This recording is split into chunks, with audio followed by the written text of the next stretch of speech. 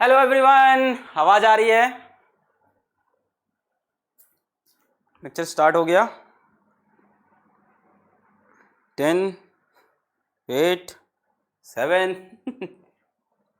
5 3 2 1। अब मैं दिखूंगा। 5 3।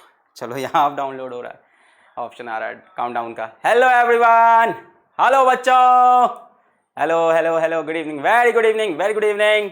बढ़िया कनेक्ट हो गई लाइव क्लास, बहुत स्मूथ, मजा आ रहा है। आज हम पहले चैप्टर का काम तमाम करने जा रहे हैं, मतलब खत्म करने जा रहे हैं। कैसे हैं आप लोग? बढ़िया एकदम।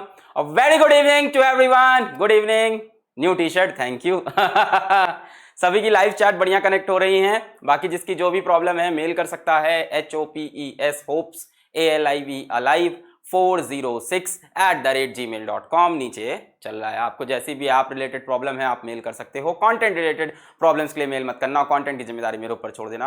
ऐप को लेके जो भी इश्यूज है उसके लिए आप नीचे दिए हुए मेल आईडी पे मेल कर सकते हो। बाकी प्रॉब्लम्स के सोल्यूशन नीचे लिखे हुए हैं। जिसके प्रीवियस वीडियो नहीं प्ले हो रहे हैं वो अपने फिजिक्स वाला ऐप को गूगल प्ले स्टोर से जाके वर्जन 6 में अपडेट करे। अपडेट के बाद भी नहीं चल रहा तो अपने मोबाइल का क्लियर कैशे करो, क्लियर डेटा करो या रिबूट फोन करो। आपके हैंडसेट की प्रॉब्लम है, ना ही ये ऐप की प्रॉब्लम है, ना ही ये सर्वर की प्रॉब्लम है, ये पर्टिकुलर आपके हैंडसेट, मोबाइल हैंडसेट का प्रॉब्लम है। तो क्लियर कैशे, क्लियर डेटा करना है और उससे सही हो जाएगा। प्रणाम जुम्बा जुम्बा रे जुम्बा, क्या हालचाल? सभी के बढ़िया हाल हैं। देखो, कॉल के थ्रू हमसे कनेक्ट होने की कोशिश ना करें। कई बच्चों के पास कॉल वैसे जाता है। जब आप HOPES hopes ALIVE alive HOPES hopes ALIVE alive 406@gmail.com पे अपने इश्यू हमें मेल करते हो तो हम उसको रिस्पॉन्ड करते हैं, हमारी टीम। और रिस्पॉन्स के थ्रू हम आपसे कन्वर्सेशन करते हैं। आपका प्रॉब्लम सॉल्व नहीं होता है तब हमारी टीम से आपके पास कॉल जाता है। डायरेक्ट कॉल करने का कोई तरीका नहीं है और जो कि होने का यहाँ पे कोई जरूरत भी महसूस नहीं होता है। पैनिक मत किया करिए, कोई भी प्रॉब्लम हो, you have to maintain trust, you have to just mail on HOPES hopes ALIVE alive 406@gmail.com। Subscription नहीं मिला, लाइव क्लास नहीं खुलती, प्रीवियस लेक्चर नहीं खुल रहा, वॉच ऑफलाइन नहीं हो पा रहा, DPP नोट्स नहीं डाउनलोड हो पा रहे, सभी इश्यू का हमारे पास सोल्यूशन है। बस आपको हमें एक मेल करना है, ठीक है? तो शुरू किया जाए आज का लेक्चर। आज लेके आए हैं इस चैप्टर का खात्मा करने। आज इसका लास्ट लेक्चर है। DPP सॉल्विंग कर लेंगे थोड़ी सी। मैंने सोचा था रिकॉर्डेड कर देंगे बट फील नहीं आ रहा था तो मैंने कहा चल के इसको करते हैं, क्योंकि इसमें कुछ बढ़िया बढ़िया सवाल DPP 8 और DPP 9 में मुझे मिले। तो बहुत ज़्यादा सवाल नहीं है, छोटी क्लास रखेंगे। सभी लोग बढ़िया तैयार? सभी लोग जुम्बा जुम्बा जुम्बा जुम्बा। मैं बहुत बढ़िया हूँ, बढ़िया, सबको मजा आ रहा है। पहला चैप्टर सबका कंप्लीट हो गया है। कोशिश की जाएगी पहले चैप्टर का एक टेस्ट लिया जाए, पर अभी नहीं, कम से कम 10-20 दिन बाद, जब तुम पहला चैप्टर पूरी तरह से भूल जाओ। तो रिवीजन करना बहुत इंपॉर्टेंट है। इसके ऊपर आपको गहरा चिंतन करना चाहिए रिवीजन के ऊपर भी। ये नहीं कि पढ़ पढ़ के यहाँ से भागते जा रहे हैं। नहीं, वन शॉट का यहाँ कोई ख्याल नहीं है मेरा। जब 19 लेक्चर बन गए, अब इसका वन शॉट क्या बनेगा? अरे वन शॉट उन बच्चों के लिए होता है जो पढ़ाई कम करना चाहते हैं। यार तुम तो बैच में आए हो, तुम तो पूरा पढ़ने आए हो। वन शॉट का यहाँ कोई स्कोप नहीं है। Hello hello hello hello hello hello hello hello hello. हाँ, अल्फा बहुत जल्द रिज्यूम हो जाएगा। आई होप कल या परसों से ही अल्फा बैच सीरीज हमारी रिज्यूम हो जाएगी, बाय टुमारो और बाय डे आफ्टर टुमारो। यहाँ पहला चैप्टर कंप्लीट हुआ, आपकी प्रॉब्लम्स भी रिजॉल्व हो गई। ठीक है, ठीक है। Hello hello hello hello, start किया जाए। चलो शुरू करते हैं। 7 बज के हो रहे हैं 3 मिनट। सो हेलो बच्चों, क्या हालचाल? बढ़िया एकदम। So I welcome all of you to the Lakshya batch for class 12 boards, JEE mains and NEET. और अभी हम पढ़ रहे हैं इलेक्ट्रिक चार्जेस एंड फील्ड, और आज है उसका लेक्चर नंबर 19 या लास्ट लेक्चर बोल सकते हैं। आज हम करने जा रहे हैं solution to DPP 08 and DPP 09। और अगर समय बचता है तो मैंने बहुत सारे कमेंट्स देखे हैं सॉलिड एंगल के, तो अगर हमारे पास समय बचता है तो आपको सॉलिड एंगल की जितनी भी चीजें JEE mains, JEE advance, NEET तक में आ सकती है वो बता देंगे। वैसे सॉलिड एंगल आपके सिलेबस का टॉपिक नहीं है। मैं फिर से रिपीट करता हूं, सॉलिड एंगल आपके सिलेबस का टॉपिक नहीं है। ऊपर ऊपर से बताना होता है, पर नहीं, अगर समय बचेगा तो अंदर अंदर जाके बता देंगे सॉलिड एंगल, मजा ले आएंगे, ठीक है? तो थोड़ा बहुत मुझको याद है सॉलिड एंगल, वो मैं पढ़ा दूंगा, उतना तुम्हारे लिए बहुत होगा, मोर देन सफिशिएंट होगा। सॉलिड एंगल मैं पिछले 2-3 साल से नहीं पढ़ा रहा हूं, आपने यूट्यूब पे भी देखा है मेरे को। मैं कोचिंग में भी सॉलिड एंगल का टॉपिक नहीं लेता था, पर फिर भी मुझे थोड़ा बहुत जो कुचुर पुचुर याद है उतना आपके लिए मोर देन सफिशिएंट होगा। तो वो मैं पूरा डिलीवर करने की कोशिश करूंगा। अगर DPP 8 और 9 टाइम रहते कंप्लीट हो गई, वो तभी होगी जब आप हमें साथ देंगे। एक इंपॉर्टेंट वार्निंग, चैट सेक्शन में कोई भी फालतू के चैट्स ना करे, फालतू के कमेंट्स ना करे, है ना, कि चमेली तुम्हारा घन कहाँ है, Rupali happy birthday, Shivani can you give me your number, हाँ can we connect on Instagram, ऐसी चीजें यहाँ पे ना करें, ये छिछोरापन करना है लाइफ में यहाँ नहीं करना है ना, जो भी करना हो ना यहाँ से कम से कम 2-3 किलोमीटर दूर जाके करो, ऐसा मैं कोचिंग बच्चों को बोलता था। अरे कोचिंग में तो चलो छोड़ो तो आगे बढ़ते हैं, समझ रहे हो ना, जो भी करना हो थोड़ा दूर करो, नजरों से दूर हाँ तो शुरू करते हैं आज का लेक्चर, सॉल्व किया जाए। सिर्फ बढ़िया सवाल है डीपीपी के, कोई भी आलतू फालतू आसान सवाल लेके नहीं आए हैं, क्योंकि पिछले लेक्चर में आपने मेरे को डंडे मारे थे कि सर क्या लेके आ गए हो, हलवा हलवा सवाल। तो आज बढ़िया बढ़िया सवाल लेके आए डीपीपी 8-9 के, या तो जो आपके फंसे होंगे या आपने जिसमें कोई हैक लगा के सॉल्व कर दिया होगा, चलो ऐसे आंसर आ रहा है ऐसे कर दे। तो शुरू किया जाए। Yes my name is Alakh Pandey and this is your getting beautiful साहब फिजिक्स वाला, बहुत जल्दी ब्यूटीफुल बन भी जाएगा। तो शुरू करते हैं आज का लेक्चर। सबसे पहले today's goal solution of DPP 8 and DPP 9। तैयार हो? हाँ हेलो हाय सब हो गया, फालतू की बातें छोड़ें, इस पे कंसंट्रेट करें। आ जाएं, शुरू करते हैं। DPP number 08। सबसे पहला सवाल, कितने लोग का फंसा है सभी लोग बताएं, बातें छोड़ें और बताएं ये सवाल कितने लोग का फंसा है। पीसी वर्जन आने वाला है, वेब वर्जन आने वाला है बाय दिस वीकेंड, सब चीजें एक एक करके आ रही हैं। By this weekend web version या वेबसाइट आएगी जिसपे आप सेम लॉगिन आईडी से सेम तरह से लॉगिन कर सकते हो, जिसको एक्सेस मिला हुआ है उसको एक्सेस मिला रहेगा। ये डाउनलोड का प्रॉब्लम, वॉच ऑफलाइन का प्रॉब्लम सब वहां पे रिजॉल्व हो जाएगा। आप मोबाइल में भी इसका वेब वर्जन देख सकते हो क्रोम ब्राउजर में, और अपने लैपटॉप पे डेस्कटॉप पे भी चला सकते हो। वेबसाइट डिजाइनिंग अपने फुल फ्लेज स्पीड पे है और उसको हम बहुत अच्छे से मॉनिटर करके लॉन्च करने वाले हैं। हाँ बताओ, ये सवाल फंसा हुआ है? बढ़िया सवाल है, सॉल्व हो गया। सर मेरा हो गया मी टू, डाउट है मेरा नहीं हुआ। आ जाओ, बढ़िया सवाल है। चलो, a very long uniformly charged wire oriented along the axis of a circle of radius are rest on its centre with one of the ends. बच्चों ये क्या है? सेमी इनफाइनाइट वायर है, सभी लोग इतना समझ गए होंगे। कैसा वायर है ये? सेमी इनफाइनाइट वायर है। देखो बोल रखा है ना, क्या बोला है? अ very long uniformly charged wire. भाई इस तरफ क्या है? बहुत लॉन्ग है, इंफिनिटी तक गया है, very long. Oriented along the axis of a circle of radius are rest on its centre with one of the ends, यहां पे इसका एक एंड आ गया है। The linear charge density on the wire is lambda, charge पर unit length lambda दे रखा है। Evaluate the flux of vector E across the circle area, बोल रहा है इसमें से कितना इलेक्ट्रिक फ्लक्स निकलेगा। अगर आपको याद हो, सेमी इनफाइनाइट वायर की वजह से इसके एक एंड के पास कितनी इलेक्ट्रिक फील्ड होती है? ये सेमी इनफाइनाइट वायर जिसपे चार्ज डेंसिटी लैम्डा, तो इसके एक एंड के पास, इससे रिलेटेड कमेंट करो वरना तुम लेक्चर छोड़ के चले जाओ, कल आना। बोर्ड के लिए बहुत टफ पढ़ा रहे हैं, तो बोर्ड के लिए यार तुम अपना सिलेबस देखा करो किताब से, एनसीईआरटी। गधा हो क्या एकदम? तुम अपना सिलेबस देखो एनसीईआरटी से, जहां तक वीडियो उस लेवल का लगे वहां तक पढ़ो, बाकी सवाल स्किप करो। हाँ भाई, ये लैम्डा आपने थंबनेल पे देखा था, मैं जेईई मेंस नीट के लिए पढ़ाने वाला हूं, बोर्ड के लिए भी पढ़ाने वाला हूं। मान लेते हैं यहां से x डिस्टेंस दूर जाके कितनी इलेक्ट्रिक फील्ड होगी, तो सबको पता है सेमी इनफाइनाइट वायर की वजह से यहां पे 2 डायरेक्शन में इलेक्ट्रिक फील्ड मिलती है। बोलो याद है? अब इस पे आ जाओ, मैं और बाकी कमेंट देख भी नहीं रहा हूं। हाँ सभी लोग बता रहे हैं, एक इस तरफ मिलेगी x डायरेक्शन में, है ना, एक्स वाई नहीं बोलते हैं, एक हॉरिजॉन्टल डायरेक्शन में ऐसी k लैम्डा बाई एक्स, और एक ऊपर की तरफ मिलेगी k लैम्डा बाई एक्स। ऊपर क्या, जिस तरफ वायर होता है उस तरफ मिलती है, दोनों तरफ, x में भी और y में भी, k lambda by x.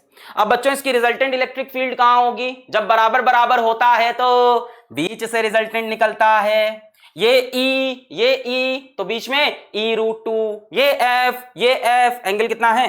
90 degree, तो बीच में F√2। तो यहां पे रिजल्टेंट इलेक्ट्रिक फील्ड आएगी k lambda by x into √2, ये नेट इलेक्ट्रिक फील्ड।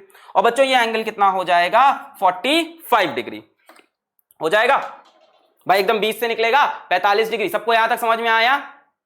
√2 है ना, तो हम लोग इसी को E बोल देते हैं, √2 नहीं, हम लोग इसी चीज को E बोल देते हैं। ये जो आई अपने पास वैल्यू जो अपने पास वैल्यू आई है, हम इसी को E बोल रहे हैं भाई, इसको k लैम्डा बाई एक्स √2, इसको हम बोल देते हैं अपनी इलेक्ट्रिक फील्ड।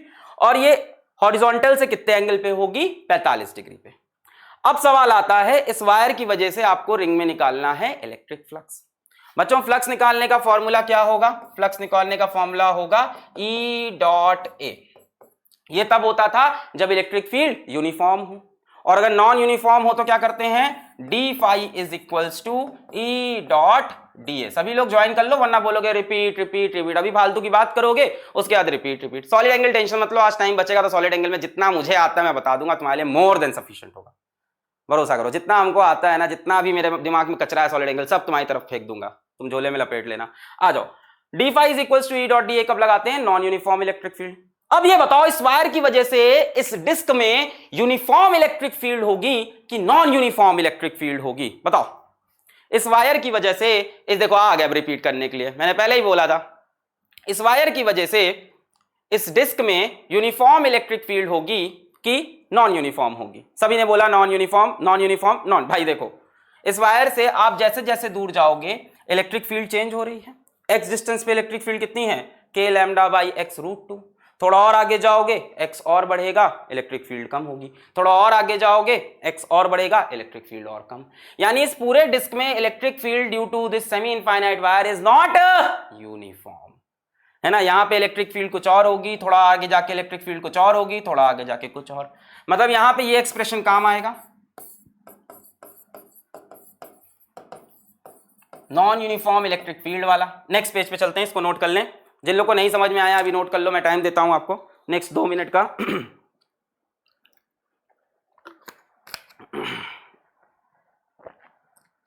एक बच्चा कह रहा है वीडियो इज नॉट ओपन। भैया बैक करके वापस आ जाओ, ओपन हो जाएगा। अपने इंटरनेट कनेक्शन को अच्छा करो। इस लाइव क्लास को चलाने के लिए आपके पास सिर्फ 2 चीज चाहिए, एक अच्छा मोबाइल हैंडसेट और बढ़िया इंटरनेट कनेक्शन। अब इंटरनेट तो हम आके आपको नहीं दे सकते, अब इंटरनेट नहीं है तो आप रिकॉर्डेड लेक्चर देख सकते हो, वरना होप्स लाइव 406 पे अपनी दुख कथा आप बता सकते हो। उसका जो सोल्यूशन होगा हम निकाल देंगे। जो आप चाहते हो वो आपको हो जाएगा, जो आप चाहते हो वो आपको मिल जाएगा, बिल्कुल टेंशन नहीं लो। हमेशा से मैं ईमानदारी से काम किया हूं, बिल्कुल टेंशन नहीं लो। आ जाओ, अरे यार आ जाओ, इस पे आ जाओ। हाँ तो मैंने बोला कैसी इलेक्ट्रिक फील्ड है, नॉन यूनिफॉर्म। आगे बढ़े आगे बढ़े आगे बढ़े।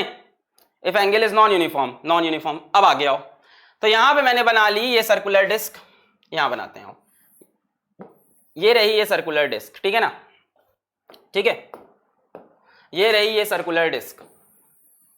अच्छा, ये रहा हमारा सेमी इनफाइनाइट वायर, ठीक है, ये रहा हमारा सेमी इनफाइनाइट वायर, ये रहा लैम्डा चार्ज डेंसिटी का। अब एक बात बताओ, इलेक्ट्रिक फील्ड पूरे में सेम तो नहीं रहनी है। एक्स डिस्टेंस पे जाने पे इलेक्ट्रिक फील्ड कितनी हो जानी है, k lambda by x root 2, और हॉरिजॉन्टल से कितने एंगल पे, 45 पे। अच्छा, मतलब हमको डीए डीए करना होगा। अब बच्चों एक चीज समझो, जो डीए होता है ना वो अलग अलग सरफेसेस का अलग अलग होता है। जैसे डिस्क के लिए जो डीए बनता है वो क्या होता है, कौन बताएगा। डिस्क के लिए जो डीए बनता है वो क्या होगा, ये बताओ। डिस्क के लिए जो डीए बनता है, हाँ बताया, एलिमेंटल रिंग, एकदम सही बात। तो यहां से हम एक्स डिस्टेंस ऊपर गए और यहां पे एक डीए एरिया काटा। डीए एरिया क्या होगा, एक रिंग होगा। हर चीज का अपना अपना एलिमेंटल डीए होता है। डिस्क का एलिमेंटल डीए होता है रिंग। तो यहां पे हमने एक रिंग बनाई, ringa ringa roses pocket full of posies. तो हमने एक्स डिस्टेंस पे जाके एक रिंग बनाई जिसकी विड्थ कितनी होगी बच्चों, डेफिनेटली कितनी हो जाएगी, dx। तो हम एक्स डिस्टेंस पे जाके एक रिंग बनाएंगे जिसकी विड्थ कितनी हो जाएगी, dx हो जाएगी। अब एक्स डिस्टेंस पे कितनी इलेक्ट्रिक फील्ड होगी भैया, एक्स डिस्टेंस पे 2 इलेक्ट्रिक फील्ड होंगी इस वायर की वजह से। एक इस तरफ हो जाएगी के लैम्डा बाई एक्स, एक वायर की तरफ हो जाएगी के लैम्डा बाई एक्स, और ये हो गई रिजल्टेंट इलेक्ट्रिक फील्ड, कितनी होगी, के लैम्डा बाई एक्स रूट 2। यहां से कितने एंगल पे होगी, 45 डिग्री पे। मैं डीए एंगल पे जा रहा हूं, मैं डीए एंगल पे जा रहा हूं। कई लोग ने बोला समझ में नहीं आया, आ जाओ कोई दिक्कत नहीं। सवाल यह था कि इस सेमी इनफाइनाइट वायर की वजह से इस डिस्क में से कितना इलेक्ट्रिक फ्लक्स निकलेगा।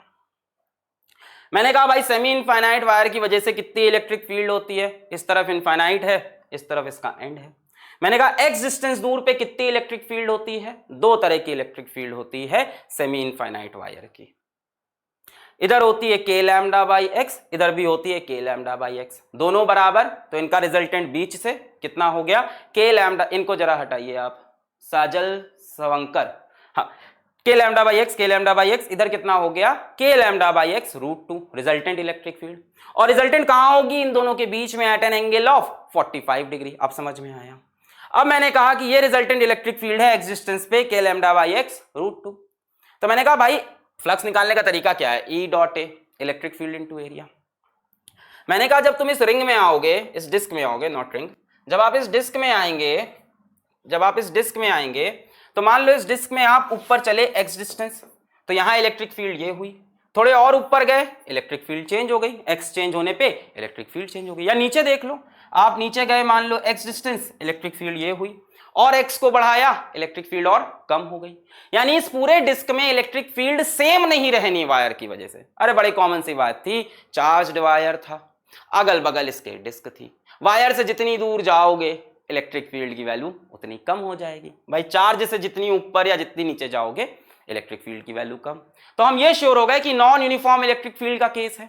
और नॉन यूनिफॉर्म में हम क्या करते हैं, d phi is equals to E dot d ए।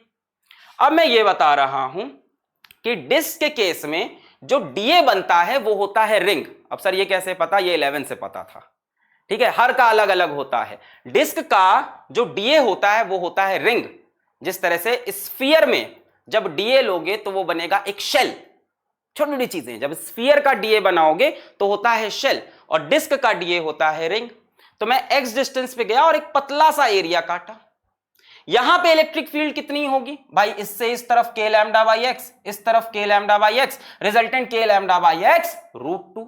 यहां से कितने एंगल पे, 45 डिग्री पे। अब सबको समझ में आ गया, 45 डिग्री पे नेट इलेक्ट्रिक फील्ड। अच्छा, अब बात आती है एरिया वेक्टर की। अब बच्चों यहां एरिया वेक्टर किधर होगा भाई, ये ऐसा है, ध्यान से देखो, डिस्क ऐसी है, ऐसी, ये रहा अपना रिंग अंदर, ये रही डिस्क, ये रहा वायर, समझ रहे हो, ये रही डिस्क ऐसे, और ये रहा वायर, और ये रही रिंग। तो रिंग का एरिया वेक्टर या तो इधर निकाल लें या तो उधर निकाल लें। रिंग अपना कैसा है, 2D ऑब्जेक्ट है, 2D में बाहर भी जा सकते हो और अंदर भी जा सकते हो, यहां तो कोई लिमिटेशन नहीं भाई। 3D में होता है आउटवर्ड नॉर्मल, ये तो 2D सरफेस है। तो इसका एरिया वेक्टर क्या हम ऐसे ले सकते हैं, डीए वेक्टर। बोलो आया, आउट इन दोनों हो सकता है ना भाई, आउट इन दोनों हो सकता है कि नहीं, आ गया। हाँ, डायरेक्शन आप आगे भी ले सकते हो और पीछे भी ले सकते हो। अब लोग देर से आते हैं फिर कहते हैं रिपीट, अब रिकॉर्डेड देखना यार। हाँ, तो डीए वेक्टर, और ये रही इलेक्ट्रिक फील्ड। अब मैं बात करूं छोटे से फ्लक्स की, बोले समझ में आया, डीए को कोई पीछे लेना चाहता है वो भी सही भाई। डिस्क कैसे है ये, और इसी में ये रिंग रही, तो डीए वेक्टर या तो इधर या तो उधर भाई। ये रही रिंग, डीए वेक्टर या तो इस तरफ या तो उस तरफ परपेंडिकुलर। तो मैंने इधर ले लिया, क्यों, क्योंकि इधर इलेक्ट्रिक फील्ड से एंगल दिख रहा, उधर यार क्या एंगल है 135 डिग्री, क्या फायदा, लेना चाहो ले लो, दोनों तरफ सही है।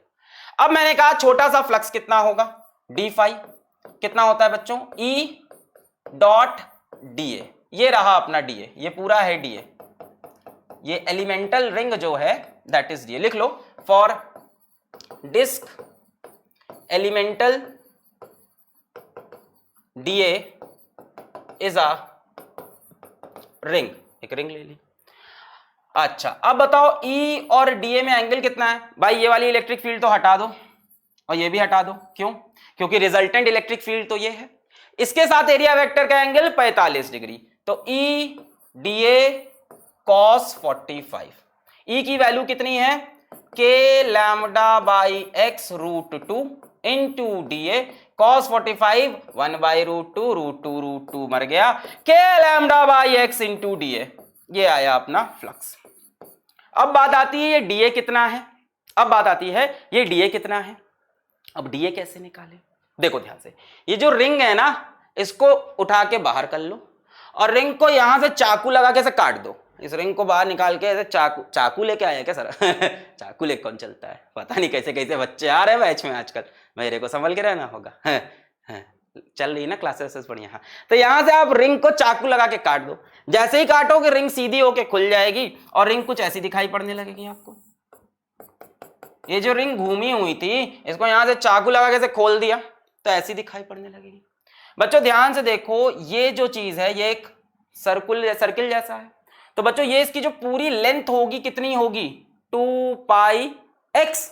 भाई इसका रेडियस कितना है, एक्स।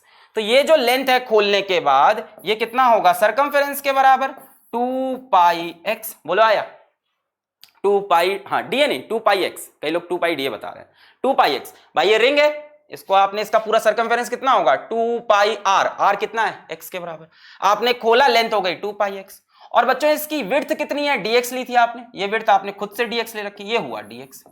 अब ध्यान से देखो, देखने में ये एक रेक्टेंगल लगने लगा, वाह भाई वाह। अब इसका डीए निकालना, बच्चों का खेल। Area is equals to length into breadth, 2 pi x into dx। आपको डीए मिल गया, डीए को उठा के यहां रख दो। बोलो आया, बहुत बढ़िया। So d phi is equals to k lambda by x, और डीए की value 2 pi x into dx। x से x मर गया, डी फाई की वैल्यू आ गई k lambda 2 pi into dx। ये हुआ छोटा सा फ्लक्स जो इस एलिमेंटल एरिया से निकल रहा है।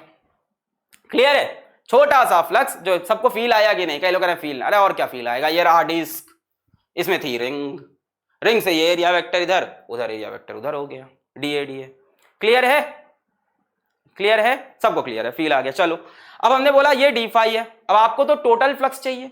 बच्चों टोटल फ्लक्स कितना होता है, नेट फ्लक्स अगर हमें चाहिए तो हम क्या करें, डी फाई को इंटीग्रेट कर दें।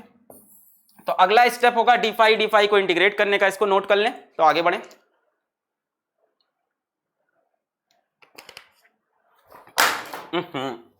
मार्केट की जगह बॉटल गिर गई आज तो। अब क्या होगा, इसको हम इंटीग्रेट कर लेंगे, आ जाओ। तो नेट फ्लक्स कितना हो जाएगा, इंटीग्रेशन ऑफ डी फाई का वैल्यू कितना है, k lambda 2 pi dx, integration of के लैम्डा 2 पाई dx। यहां इंटीग्रेशन किसके टर्म्स में हो रहा है, के टर्म्स में, लैम्डा के टर्म्स में, कांस्टेंट है 2 पाई कांस्टेंट, x के टर्म्स में हो रहा है। तो x को कहां से कहां इंटीग्रेट करेंगे, जरा देखो। अगर आपको पूरे डिस्क से फ्लक्स चाहिए तो आपको रिंग कहां कहां काटनी होगी, सबसे पहली रिंग आप यहां काट लो, यहां का फ्लक्स निकाल लो, फिर इसके ऊपर एक रिंग काट लो, इसका फ्लक्स निकाल लो, फिर उसके ऊपर वहां से फ्लक्स निकाल लो। करते करते करते आप यहां से लेके यहां तक जाओ, 0 से r सबने बता दिया। करते करते करते आप यहां से यहां जाओ तो पूरी डिस्क कवर हो जाएगी और पूरा फ्लक्स आ जाएगा। बोलो समझ में आया। इस वाली रिंग से निकालो, इस वाली रिंग से, इस वाली रिंग से, चिपका चिपका के खूब ढेर सारी रिंग बनाओ, सबका फ्लक्स निकाल के जोड़ दो। मतलब हमको x को वेरी करना है, ये देखो x को वेरी करना है, x इज इक्वल्स टू 0 से x is equals to capital R तक। तो इसको वेरी कर देंगे 0 से कैपिटल R। यहां से नेट फ्लक्स हो जाएगा k कांस्टेंट बाहर, लैम्डा कांस्टेंट बाहर, 2 पाई कांस्टेंट बाहर, integration of dx from 0 to r।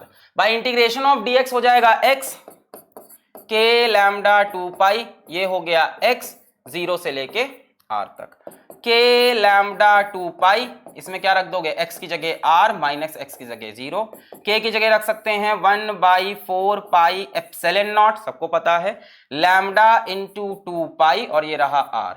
2 पाई से यहां कैंसिल होगा, net flux is equals to, pi से पाई मरेगा, 2 2 जा 4, so final answer is lambda r by 2 epsilon naught. बोलो आ गया, इसमें गॉस लॉ नहीं लगाया हमने, ये सिंपल सी कैलकुलेशन की है। मजा आ गया, सबको आया। But it is a circle not a disc. हाँ ठीक है, अब सर्किल क्या है भाई, आपका एरिया ही तो है। कई लोग कह रहे हैं सर्किल है डिस्क नहीं है, तो एरिया ही तो है। अब सर्किल को भी आपको छोटे छोटे छोटे छोटे एरिया में कैसे काटोगे, रिंग के फॉर्म में ही तो काटोगे। मान रहा हूं सर्किल है, पर फ्लक्स कैसे निकलेगा, पूरे एरिया में से निकलेगा ना। तो जो एरिया है वो तो डिस्क है, जो फ्लक्स निकला इसमें से लीनियर चार्ज में से, वो किस में से निकला, पूरे डिस्क में से ही तो निकला, तो उसको रिंग रिंग में काटा। क्लियर, मस्त। जो पढ़ने आया उसको मजा आएगा आज के लेक्चर में। सिर्फ बढ़िया सवाल नहीं है, एक दो शायद घटिया सवाल मिले, जहां घटिया सवाल दिख जाए वहां जय माता दी बोल देना। चले आगे बढ़े। क्लियर है, क्लियर है, फील आ गया सभी को। आगे बढ़े, आगे बढ़े, यस और नो, क्लियर, यस और no, yes yes yes yes, clear clear clear, yes yes yes. Next chapter कल से स्टार्ट है। नेक्स्ट क्वेश्चन बहुत ही हलवा। A uniform electric field AI plus BJ cap, BG, AI cap plus BG cap, BG ने ऐसा कहा, intersects the surface of area A. What is the flux through this area of the surface? This area of the surface lies in the YZ plane. देखो पहला part देखते हैं। पहला part बोल रहा है, या A पार्ट बोल रहा है, कि जो एरिया है वो YZ प्लेन में है, ये रहा। और बच्चों एरिया कितना है A, किस प्लेन में है YZ। तो बच्चों एरिया वेक्टर किधर होगा, YZ प्लेन के परपेंडिकुलर इधर, ये कौन सा प्लेन हो जाएगा, सॉरी कौन सी यहाँ पे एक्सिस हो जाएगी X। यानी एरिया वेक्टर को अगर मैं लिखना चाहूं तो क्या लिखूंगा, A इंटू आई कैप। बोलो सभी ने लिख लिया है, जय माता दी लिख दी है, मतलब ये क्वेश्चन बर्बाद हो गया, मेहनत बर्बाद। ए आई कैप होगा कि नहीं होगा, इजी है, कर देते हैं हम, यहाँ नन्हे मुन्ने बच्चे भी आए हैं। हाँ ए आई कैप होगा कि नहीं होगा, आई कैप, क्योंकि भाई वाई और जेड में एरिया वेक्टर है तो ये बाहर की तरफ हो गया। बहुत बढ़िया, कई लोग डीपीपी लगा के आए। 2 कौड़ी का सवाल किसी ने कमेंट किया, बेटा आओ तुम आगे आओ, तुमको बताते हैं 2 कौड़ी का सवाल। A vector is equals to a i cap, यहां पे लगा देंगे vector a is equals to a into i cap. बच्चों फ्लक्स निकालना है, फ्लक्स हो जाएगा ई डॉट ए। अब सुन ले जिन लोग को नहीं आता डॉट करना, जब 2 वेक्टर को डॉट करना हो तो आई वाले को आई से मल्टीप्लाई करो, जे वाले को जे से, के वाले को के से। यहां आई वाला आई से मल्टीप्लाई हुआ ए इंटू ए, जे वाला जे से, जे है नहीं दूसरा 0, के वाला के से, के भी नहीं, खत्म। So net flux is a A. Clear है ये पार्ट सभी को? हाँ बहुत ही हलवा है, बहुत ही हलवा है, 2 कौड़ी का सवाल, जय माता दी। आगे बढ़ते हैं, सवाल नंबर बी पे आते हैं, सवाल नंबर बी पे आते हैं, यहीं पे कर लें क्या, सवाल बी पार्ट बी। बी क्या है, XZ प्लेन में डाल दिया इसी को, एक्स जेड और वाई इधर हो जाएगा, इसी एरिया को XZ प्लेन में डाल दिया। अब बच्चों एरिया वेक्टर किधर होगा, इस प्लेन के परपेंडिकुलर यानी y के डायरेक्शन में हो जाएगा। So area vector will become a into J cap, यानी ये a पार्ट हो गया। b पार्ट का एरिया वेक्टर हो जाएगा a into J cap. Flux बच्चों कितना हो जाएगा, vector e dot vector a। क्या करोगे, i वाले को i से, इस बार i है ही नहीं, j वाले को j से, b इंटू a, खत्म। दूसरी बार बोलो क्लियर है सभी को, B A B A B A B A सबका आ गया, क्लियर है, जय माता दी। बोलो आ गया सभी को, B A B A B A B A, clear है ना भाई। इसका एरिया वेक्टर देखो ये किस प्लेन में है, देखो जो लोग डीपीपी सॉल्व करके नहीं आए, मस्ती के लिए आए, वो लेक्चर छोड़ के चले जाओ, क्या फायदा टाइम बर्बाद करो, कुछ पढ़ लो इससे अच्छा। हाँ ये YZ प्लेन में था, जब सॉल्व हो जाता है रिकॉर्डेड लेक्चर देख लेना। हाँ ये YZ प्लेन में, ये सॉरी XZ प्लेन में था, तो एरिया वेक्टर कहाँ हो गया, y के डायरेक्शन में। इसमें आप चाहो तो माइनस जे कैप भी ले सकते हो। कई लोग सोच रहे हैं सर पीछे क्यों नहीं लिया, ले लो यार, माइनस जे कैप ले लो, कोई दिक्कत नहीं, ठीक है। फ्लक्स आपका माइनस बी है, वो भी सही है आंसर। लास्ट वाला अपना क्या है, सी, यहीं पे कर लेते हैं। सी इन दी XY प्लेन, अरे खत्म करते हैं, XY प्लेन में, XY प्लेन में ये रहा एरिया वेक्टर। एरिया वेक्टर किधर आएगा, इस बार जेड में आ जाएगा, परपेंडिकुलर होता है ना एरिया वेक्टर। ए इंटू बोलो के कैप हो जाएगा। यहां से फ्लक्स कितना हो जाएगा, वेक्टर ई डॉट वेक्टर ए। वेक्टर ई कितना है, ए आई प्लस बी जे, और ये कितना है ए के। तो आई वाले को आई से मल्टीप्लाई करो, कोई आई है ही नहीं, जे वाले को जे से मल्टीप्लाई करो, कोई जे है ही नहीं, उधर के नहीं है, तो फाइनली फ्लक्स कितना आ जाएगा, 0। तीसरे वाले का आंसर 0, सभी लोग समझ गए, हलवा सवाल था, आगे बढ़े। 0 0 0 0 0 0 0 0 0, जय माता दी, बहुत बढ़िया, आगे बढ़े, चलो डन। क्लियर है, इसमें जो जो प्लेन दिया है उसके परपेंडिकुलर में एरिया वेक्टर होगा। इसका एरिया वेक्टर किधर होगा, a इंटू आई कैप। इसका एरिया वेक्टर किधर होगा, a इंटू जे कैप। इसका एरिया वेक्टर किधर होगा, a इंटू के कैप। बस इतना आप कर लो तो ये क्वेश्चन हलवा। बोलो क्लियर है, चलिए आगे बढ़ते हैं। नेक्स्ट सवाल ये हो गया क्या सभी का, इस तरह का सवाल मैंने लेक्चर में कराया था। क्या बोला है, एक कोन रखा हुआ है और determine the electric flux entering the cone. यहां पे कोन रखा है और इलेक्ट्रिक फील्ड लाइन ऐसी है, आपको बताना है कितना फ्लक्स एंटर किया कोन में। अभी यही सवाल होता है डिटरमाइन द फ्लक्स थ्रू कोन, तो आंसर 0 हो जाता, क्योंकि जितना फ्लक्स अंदर आया उतना ही फ्लक्स बाहर गया। अंदर आने फ्लक्स को हम नेगेटिव लेते हैं, बाहर जाने वाले फ्लक्स को हम पॉजिटिव लेते हैं, तो नेट फ्लक्स तो 0 है। पर देखो इन्होंने सवाल क्या पूछा है, दिमाग लगा के इन्होंने पूछा है liaison determine the electric flux entering the cone, कितना अंदर आया। तो इसको करने का मैंने तरीका बताया था कि शैडो टाइप की देखते हैं। भाई ये समझ लो कौन है, कौन देखा है सभी ने, टोपी होती है जो हैप्पी बर्थडे टू यू में हम लोग पहनते हैं, ऐसे होती है टोपी, ठीक है, जो आप अपने पेरेंट्स को पहनाते हो। स्कूल से देर क्यों हुई, साइकिल पंचर हो गई थी, बस वाला सही से नहीं चलाया, असली रीजन कुछ और था। तुम बबीता के पीछे कहीं जा रहे थे, या बबीता से कॉपी लेने का वेट कर रहे थे कि सारी लड़कियां हटे तो मैं कॉपी ले लूं किस तरह से। खैर एनीवेज, तो टोपी पहनाने की बात आ रही थी, टोपी आ गई। अब एक बात बताओ, ये इलेक्ट्रिक फील्ड लाइंस आई, अब ये किससे पास करेंगी? देखो एक तरीका है, या तो इसके लिए कोई बता पा रहा है क्या है? ट्रायंगल, एकदम सही बात है, ट्रायंगल की कहानी है। देखो ये रहा कोन, ये रहा कोन, दो ट्रायंगल नहीं एक है, ये रहा कोन। या तो इसमें से फ्लक्स निकालो, हमें क्या करना है, हम देखते हैं इस कोन के अंदर, सोचो एक ट्रायंगल होगा, ऐसे एक ट्रायंगल होगा, ये कोन है पूरा, ऐसे इमेजिन करो 3D में ऐसे कोन है, इसके अंदर एक ऐसे ट्रायंगल बनेगा। अब जो फ्लक्स उस ट्रायंगल में घुसा होगा वही फ्लक्स तो कोन में घुसा होगा, या ऐसे समझ लो जो फ्लक्स कोन में घुसा वही फ्लक्स ट्रायंगल में घुसेगा। अगर मैं कोन बनाऊं, भैया मैं यहां पे कोन बनाता हूं, और ये देखो ध्यान से, ये ट्रायंगल, ये अब ध्यान से देखो, जो फ्लक्स कोन में घुसा वही तो ट्रायंगल से भी घुसा, एंटरिंग ही तो पूछ रहा है। फ्लक्स क्या होता है? इलेक्ट्रिक फील्ड लाइंस, है ना। तो जो फ्लक्स कोन से घुस रहा है वही फ्लक्स हमारे इस ट्रायंगल से भी पास कर रहा है, सभी को दिखाई पड़ रहा है, वही फ्लक्स हमारे इस ट्रायंगल से भी पास कर रहा है। तो अगर हम फ्लक्स थ्रू दिस ट्रायंगल निकाल दे तो काम खत्म। अब भाई इस ट्रायंगल के डायमेंशन क्या होंगे? इस ट्रायंगल के डायमेंशन क्या होंगे? यही बना ले, इस ट्रायंगल के डायमेंशन क्या होंगे? ए जुम्बा रे जुम्बा रे जुम्बा रे जुम, ये हो गया। ये कितनी है हाइट? h। बच्चों ये रेडियस r, ये रेडियस r, तो टोटल इसकी ये कितनी हो गई? Base 2r। अब इसमें से जो इलेक्ट्रिक फील्ड लाइन घुस रही हैं वो वही है जो कोन से घुस रही है। बोलो फील आया है कि नहीं आया है? फील आया है कि नहीं आया है? भाई जो इसमें से घुसेंगी, यहां कोन से घुसी, वो अंदर इस ट्रायंगल से भी तो पास करेंगी। ये कोन है, अंदर इसके देखो, ये एक ट्रायंगल मैंने ऐसे लगा दिया, ऐसे ये कोन था, ट्रायंगल मैंने ऐसे लगाया। अब जो फील्ड लाइन कोन में घुसी वही तो इस एरिया से, इस ट्रायंगल से भी पास करेंगी। अब भाई यहां पे सीधा इलेक्ट्रिक फील्ड लाइंस के इलेक्ट्रिक फील्ड की वैल्यू कितनी है? कैपिटल ई, फ्लक्स का फॉर्मूला लगा देंगे। यहां का एरिया वेक्टर कैसे होगा? ऐसे होगा। इलेक्ट्रिक फील्ड क्या है? हर जगह सेम है, यूनिफॉर्म है, फील आ गया। इलेक्ट्रिक फील्ड कैसी है? यूनिफॉर्म की नॉन यूनिफॉर्म? यूनिफॉर्म है। एरिया वेक्टर कैसा है? Perpendicular to surface. ये देखो ये रहा ट्रायंगल, एरिया वेक्टर मैंने ये ले लिया, ये ट्रायंगल है, एरिया वेक्टर इसके परपेंडिकुलर, खत्म हो गई कहानी।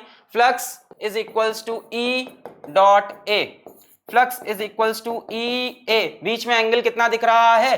थीटा कितना है? 0 डिग्री। ये इलेक्ट्रिक फील्ड लाइन और ये एरिया वेक्टर, ई ए कॉस 0, कॉस 0 की वैल्यू 1, ई दिया है। बच्चों ये एरिया कितना हो जाएगा? Area of triangle half into base into height, 2 से 2 मर गया, r इंटू एच। तो E एरिया की जगह आर एच, कॉस 0 की जगह 1, ये रहा नेट फ्लक्स। सबका आ गया है? ई आर एच क्लियर है?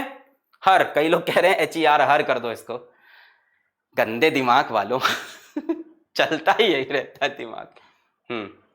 आगे बढ़े, डन। चलो नेक्स्ट सवाल, चले आगे बढ़े। ओके हलवा था। नेक्स्ट सवाल, ये आखिरी सवाल एसडीपीपी का, इसके बाद कुछ नहीं लिया एसडीपीपी से। Electric flux through a surface area और 100 metre square lying in the x y plane is, हाँ देखो इलेक्ट्रिक फील्ड दी है और एरिया किस में है? एक्स वाई प्लेन में है। आखिरी सवाल एसडीपीपी का, एक्स वाई प्लेन में एक एरिया है कितना? 100 मीटर स्क्वायर। अब मुझे नहीं पता स्क्वायर है ना, मुझे क्या हो सकता हो, ये सर्कुलर हो या ट्रायंगल हो, पता नहीं। एक्स वाई प्लेन में, तो बच्चों इसका एरिया वेक्टर किस में बन जाएगा? जेड में। एरिया वेक्टर की वैल्यू कितनी हो जाएगी? 100 इंटू के कैप, या चाहो तो माइनस के कैप ले लो, खत्म सवाल। Flux is equals to vector E dot vector A. Dot में क्या करते हैं? आई को आई से मल्टीप्लाई करो, जे को जे से, के को के से। वहां आई है, यहाँ आई नहीं है, वहां जे है, यहाँ जे भी नहीं है, वहां के में √3, यहाँ के में 100 है, तो √3 इंटू 100, √3 की वैल्यू 1.732 इंटू 100, खत्म, 173.2 फ्लक्स। बोलो क्लियर है? 173.2 करेक्ट। सबका आ गया? सबका आ गया? सबका आ गया? हाँ चलो आगे बढ़ते हैं। फ्लक्स का फॉर्मूला ई डॉट है, एरिया वेक्टर क्या होता है? सरफेस के परपेंडिकुलर। कई लोग आज ही सब्सक्रिप्शन खरीदे, आज ही आगे पहली क्लास में देखें तो जरा कैसा पढ़ाते हैं सर, कच्चो समझ में ना आएगा तुमको, प्रीवियस लेक्चर देख के आना यहाँ। चलो भाई, और मैं बता दूं कि हमारी क्लास में नॉन सीरियस बच्चों के लिए कोई जगह नहीं है, क्योंकि प्राइस पॉइंट इतना लो है कि हम ऐसा नहीं कि बहुत पैसा कमा लेंगे। तो यहाँ हमको दिखेगा कोई भी डिस्टर्बिंग एलिमेंट है तो हम बाहर कर देंगे। मैंने बताया मुझे 1 लाख बच्चों को पढ़ाना है, तो मुझे कोई फर्क नहीं पड़ेगा इसमें से 5-10 बच्चे, 100 बच्चे, 150 बच्चे, 1000, 5000 बच्चे बाहर हो जाए बैच से। तो यहाँ जो भी न्यूसेंस क्रिएट करेगा वो बाहर हो जाएगा, आपका पैसा आपके हाथ में, you can go. A charge q is placed at the corner of a cube. अरे यार ये भी कितना हलवा सवाल। The electric flux through all the 6 faces of the cube, है ना। नेक्स्ट डीपीपी आ गई, डीपीपी नंबर 9। एक चार्ज क्यू है, कहां रखा है, कॉर्नर ऑफ क्यूब पे। A charge q is kept at a corner of cube, find the electric flux through 6 faces of the cube. 6 faces of cube से electric flux. अरे वाह, सभी ने बता दिया। C C C C C C C C C C q by 8 epsilon naught. B बता रहे हैं कई लोग, रहने दो सर। हैं सी सी सी सी। जय माता दी, जय माता दी। भैया ये बताया, देखो इसमें ये थोड़ा सा अलग है आपकी क्लास वाले क्वेश्चन से। Through all the 6 faces of the cube, इस पूरे 6 फेसेस से कितना फ्लक्स निकल रहा है। सवाल है कि इस पूरे 6 फेसेस से कितना फ्लक्स बाहर निकल रहा है, इस पूरे क्यूब से। तो आपको याद होगा, इसके लिए हम सिमेट्री बनाते थे। जब सिमेट्री बनाते थे तो इस क्यू के अबाउट हमें कितने क्यूब रखने पड़ते थे। मैं पीछे पलटूंगा तब तक आंसर आ जाना चाहिए। इस क्यू के अबाउट हमें कितने क्यूब रखने पड़ते थे, कितने क्यूब रखने पड़ते हैं हमें, बताएं सभी लोग। 8, 4 लिख रहा है कोई, कोई 8 लिख रहा है। 8 8 8 8 सभी को पता। 3 भी लिख रहे हैं कई लोग। 3 नहीं बच्चों, 8 क्यूब। क्लास में कराया हुआ क्वेश्चन था। 8 क्यूब। एक क्यूब यहां से रखोगे, एक क्यूब इसके ऊपर रखोगे, एक इसके ऊपर रखोगे, याद है ये क्यूब। एक क्यूब इसके बगल में, एक इसके पीछे, एक यहां से पीछे, फिर इनके ऊपर 4 क्यूब और। याद आया? 8 8 8 8 सभी को याद आ गया। मैंने कैसे बताया था, ये केमिस्ट्री में सॉलिड स्टेट में आपने पढ़ा है, जो कॉर्नर एटम होता है उसका शेयर कितना होता है, 1/8 पढ़ा है। कॉर्नर वाले का शेयर 1/8। क्यों? क्योंकि ये कितने यूनिट सेल, मैं केमिस्ट्री भूलने लगा कितने यूनिट सेल से ये जुड़ा हुआ होता है, 8 यूनिट सेल से।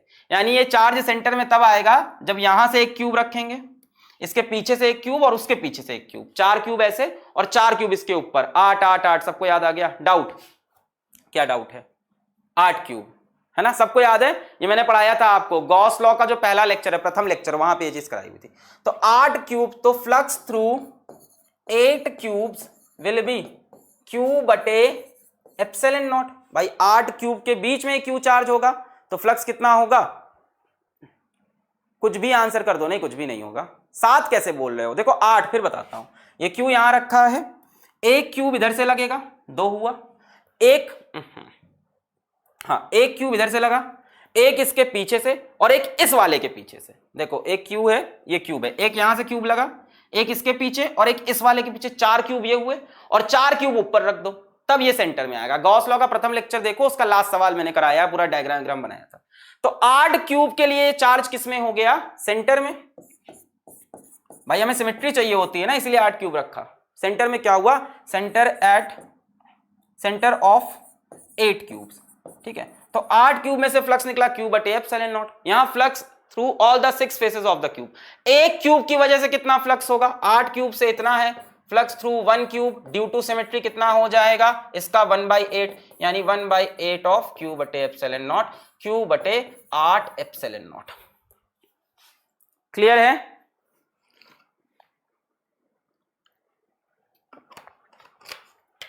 क्यू बटे 8 एप्सिलॉन नॉट। आगे बढ़े, सभी का आ गया? नहीं आया? ध्यान रहे, इसमें किसी एक फेस से नहीं पूछा है। एक फेस का आंसर कितना था हमारा? कितना था? क्यू बटे 24, क्यू बटे 24, क्यू बटे 24, और 3 फेसेस से 0 था। याद आया? सभी को याद आ गया? इसको हमने सेंटर पे रखा। सेंटर पे रखने के लिए 8 क्यूब, जब कॉर्नर में रखा हो तो 8 क्यूब लगते हैं सिमेट्री के लिए। एक इधर से, एक इसके पीछे, एक इसके पीछे, और 4 इनके ऊपर। आगे बढ़ते हैं। A uniform linear charge density of 4 nanocoulomb is distributed along the entire x-axis। अच्छा, पूरी x-axis पे ये बटा हुआ है क्या? ये 4 नैनोकूलम। Consider a spherical surface centered on the origin. Determine the electric flux through this surface। एक स्फीयर है जो कि ओरिजिन पे है, यहां ओरिजिन मान लेते हैं, ये एक स्फीयर है। ठीक है, सेंटर्ड एट ओरिजिन, थोड़ा सा गलत बना है। एक स्फीयर है सेंटर्ड एट ओरिजिन, ये रहा स्फीयर सेंटर्ड एट ओरिजिन। पूछा है determine the electric flux through this surface. इसमें से कितना इलेक्ट्रिक फ्लक्स निकलेगा? ठीक है, यहां का ही ओरिजिन है, मान लो। कितना इलेक्ट्रिक फ्लक्स? इसका रेडियस दिया है 5 सेंटीमीटर, ये आर गिवन है। पूछा है कि इस स्फीयर में से कितना फ्लक्स निकलेगा।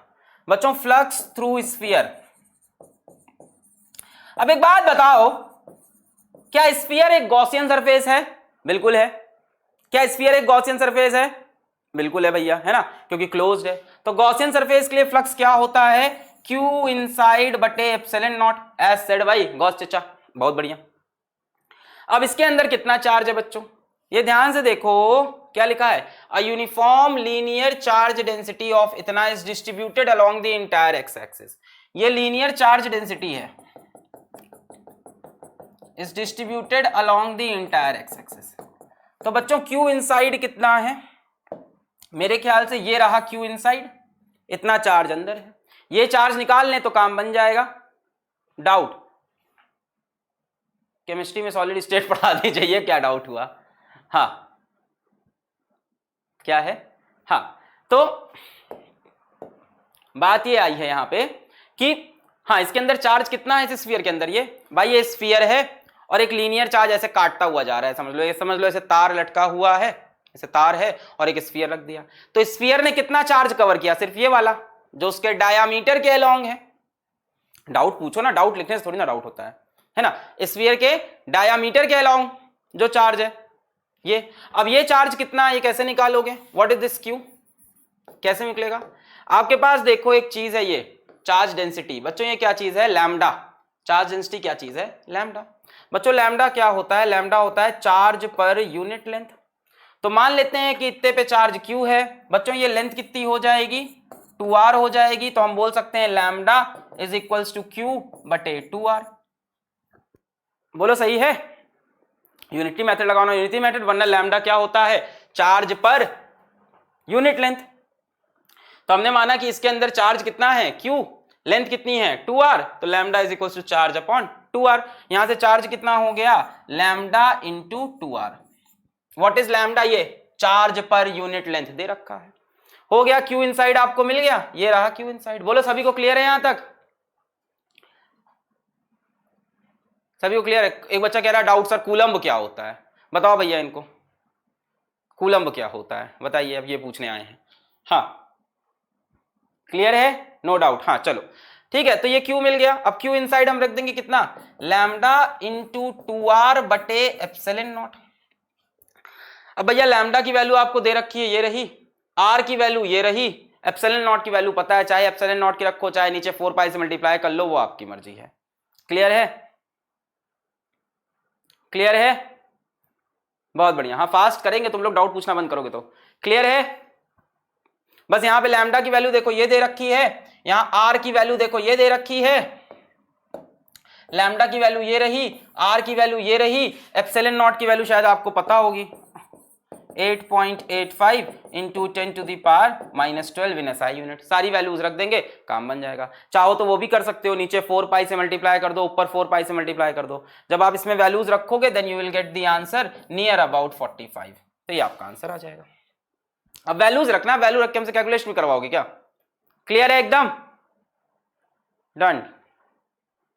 क्लियर? क्लियर? ठीक, बस इसमें आपको वैल्यूज पुट करनी है। लैम्डा की वैल्यू ये देखो नैनो कूलम में दी है। लैम्डा कितना हो जाएगा? 4 into 10 to the power -9। 2 into radius कितना है? 5 सेंटीमीटर, यानी 5 इंटू 10 टू दी पावर -2। -2 क्यों किया? सेंटीमीटर में मीटर में चेंज करेंगे। नीचे एप्सिलॉन नॉट की चाहो तो वैल्यू रख दो 8.85 इंटू 10 टू दी पावर -12। अब इसको कैलकुलेट करोगे तो करीब करीब 45 आ जाएगा। अब क्लियर है? इजी था, बहुत बढ़िया। आगे बढ़े। Option C is correct. Okay next, ये सवाल किसका हुआ ये बताओ? ये बढ़िया सवाल है। ये किसका सवाल है? किसका हुआ है ये वाला सवाल? ये बताओ। ये एक बढ़िया सवाल है, ट्राई करो। अ फ्लैट स्क्वायर विद साइड। कई लोग अभी आंसर बता देंगे, कैसे किया ये बताना।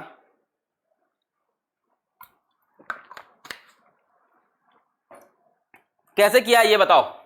हाँ कैसे किया है? कैसे किया है? जय माता दी लिखने में बड़ा मजा आता है। कैसे किया ये बताओ।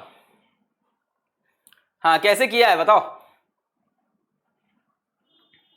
हाँ लड्डू सवाल कैसे किए हो? ध्यान से देखो सवाल को, बढ़िया सवाल है ये, इतनी आसानी से नहीं हिलेगा।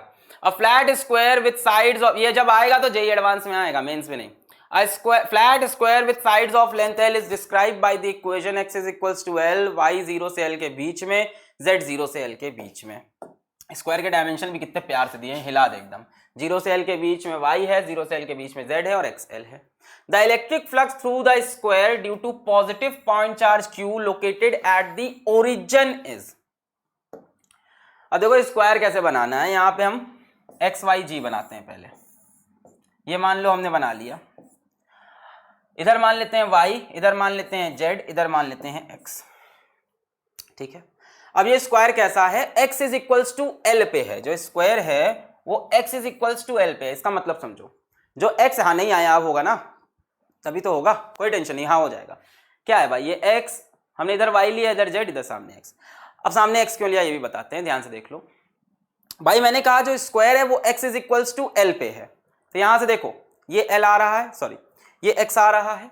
Square x is equals to L पे, देखो बनाता हूं तो थोड़ा फील आ जाएगा, स्क्वायर कहां पे है बनाऊंगा थोड़ा फील आएगा। ध्यान से सभी लोग देखें, ये रहा वो स्क्वायर, x में कितना आगे आके मिला, x is equals to L। भैया ध्यान से समझो, ये मान लो YZ प्लेन है, ठीक है, थोड़ी देर में चैट नहीं देख रहा, समझो ये मान लो YZ प्लेन है और ये मान लो x एक्सिस है। तो ये जो स्क्वायर है ना वो ये x एक्सिस आ रही है, यहां मान लो x is equals to L है, तो स्क्वायर ये रखा हुआ है, मतलब पूरा का पूरा square x is equals to L पे मिलेगा। स्क्वायर के इस पॉइंट का कोऑर्डिनेट x में L, इसमें x में L, इसमें x में L। फिर से ये बोर्ड मान लो YZ प्लेन है, this whiteboard is YZ plane, clear है। और ये रहा x एक्सिस ऐसे बाहर आता हुआ, ये रहा। मैंने कहा x में L डिस्टेंस पे आके ये स्क्वायर रख दिया। अब ये स्क्वायर किस पे हुआ, x is equals to L पे। इनको ब्लॉक कर दीजिए, दीपेश गर्ग केमिस्ट्री प्लीज का यहाँ पे रिलेवेंट कमेंट कर रहे हैं। हाँ, x is equals to L पे। ये देखो, अगर मैं कोऑर्डिनेट लिखना चाहूं, अच्छा आगे कहानी सुनो। Is described by the equation x is equals to L। देखो यहां से x में कितना आ गया है L, ये भी x में कितना आ गया L, ये भी कितना है L। पहले YZ प्लेन में से स्क्वायर चिपका लो, इसको समझने का बहुत तरीका है। ये मान लो स्क्वायर है, इसको पहले हमने YZ प्लेन में चिपका लिया, अब इसको हम आगे खींच के ले आएंगे x is equals to L पे, आ गया। YZ प्लेन में स्क्वायर को चिपका लो पहले ये, अब इसको आगे खींच के ले आओ, कहां पे, देखो x एक्सिस आगे बनाई है, कहां पे, x की वैल्यू जहां L हो रही है वहां पे स्क्वायर रख दो। अब इसके सारे पॉइंट्स देखो x is equals to L पे रखे हैं, क्लियर है। यहां तक बात समझ में आई, फोन इज एट L, यहां तक बात समझ में आई अभी की नहीं, बोलो आई कि नहीं। क्यूब नहीं बनाना है, स्क्वायर बनाना है। हाँ क्लियर हुआ, नहीं 8 फेस वेस कुछ नहीं भाई, हमने यहां पे रखा स्क्वायर को, थोड़ा आगे खींच के लाए, x is equals to L पे हुआ। अच्छा x is equals to L, clear. y क्या है, 0 से लेके L के बीच में, जरा ध्यान से देखना, यहां y की वैल्यू कितनी है 0 और यहां आके L, यहां y की वैल्यू कितनी है 0 और इधर आके L। z कहां से कहां है, 0 से L के बीच में, यहां z की वैल्यू 0 ऊपर आए L, यहां z की वैल्यू 0 ऊपर आए L। तो ये तो इसको बनाने का तरीका था पहले, बोलो आया, बोलो आया।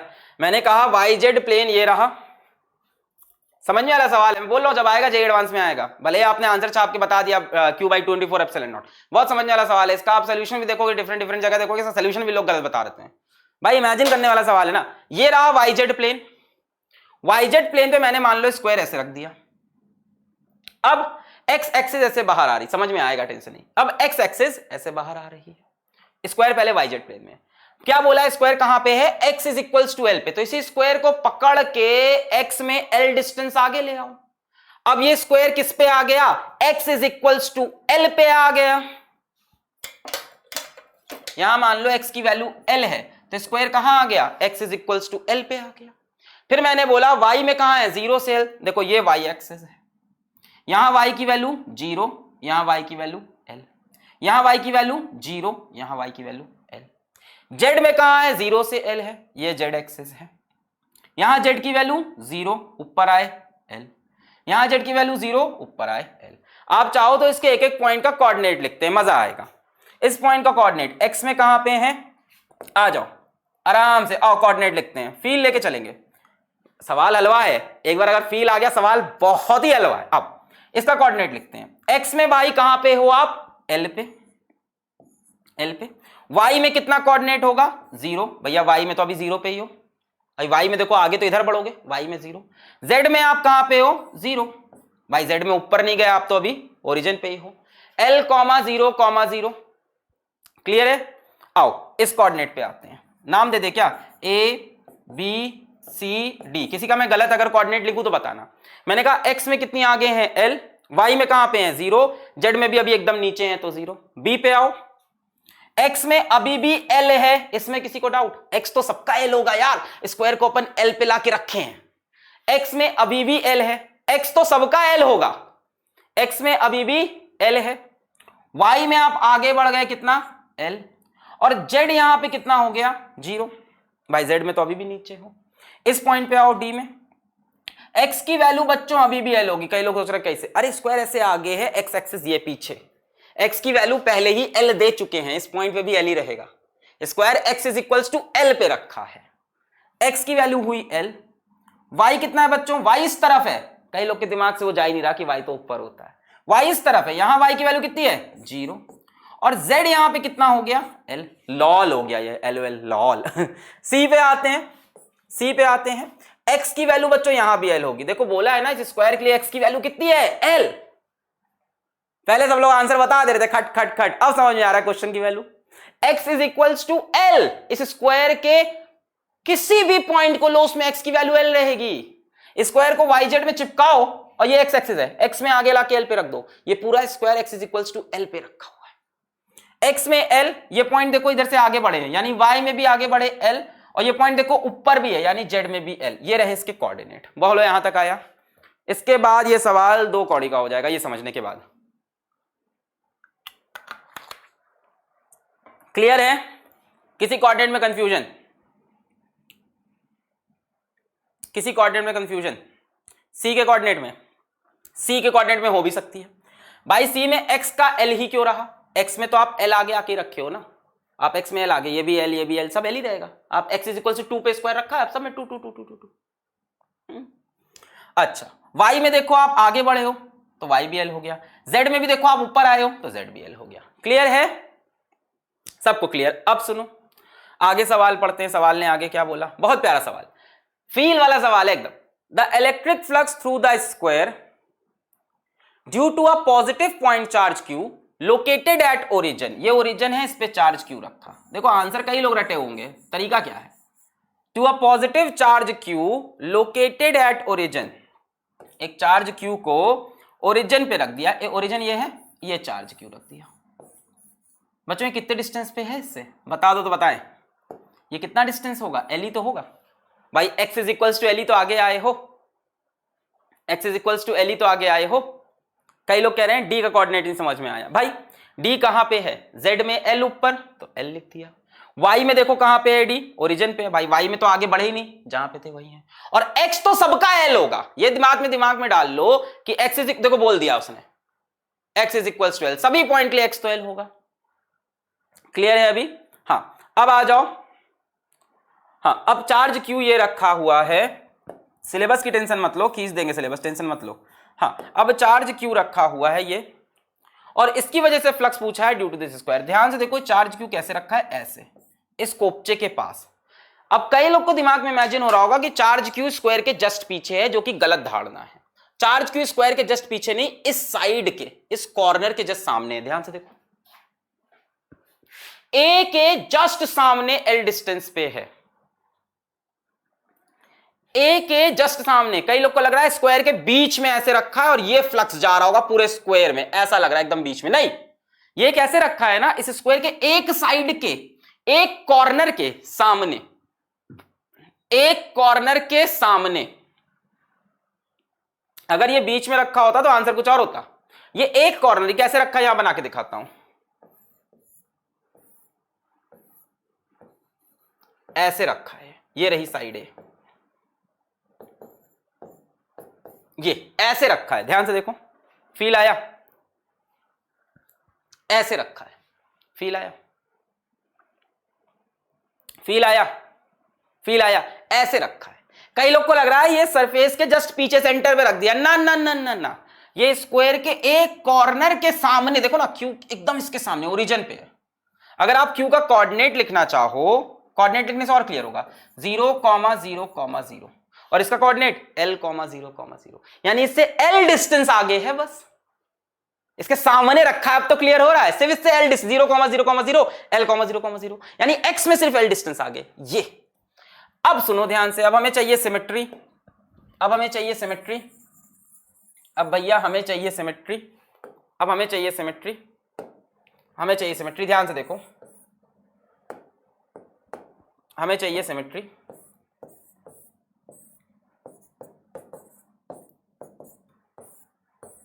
L डिस्टेंस में अब हमें चाहिए सिमेट्री। तो एक बात बताओ, एक प्लेट पहले इधर से रखनी पड़ेगी, एक प्लेट इसके पीछे रखनी पड़ेगी, एक प्लेट ऐसे रखेंगे, 4 प्लेट। अब इन 4 प्लेट के चार्ज क्यू ऊपर है, क्यूब तो बनेगा पर क्यूब में कितने स्क्वायर लगेंगे?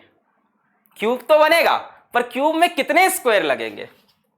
क्यूब तो डेफिनेटली बनेगा पर क्यूब में कितने स्क्वायर लगेंगे, यही तो सवाल बनेगा।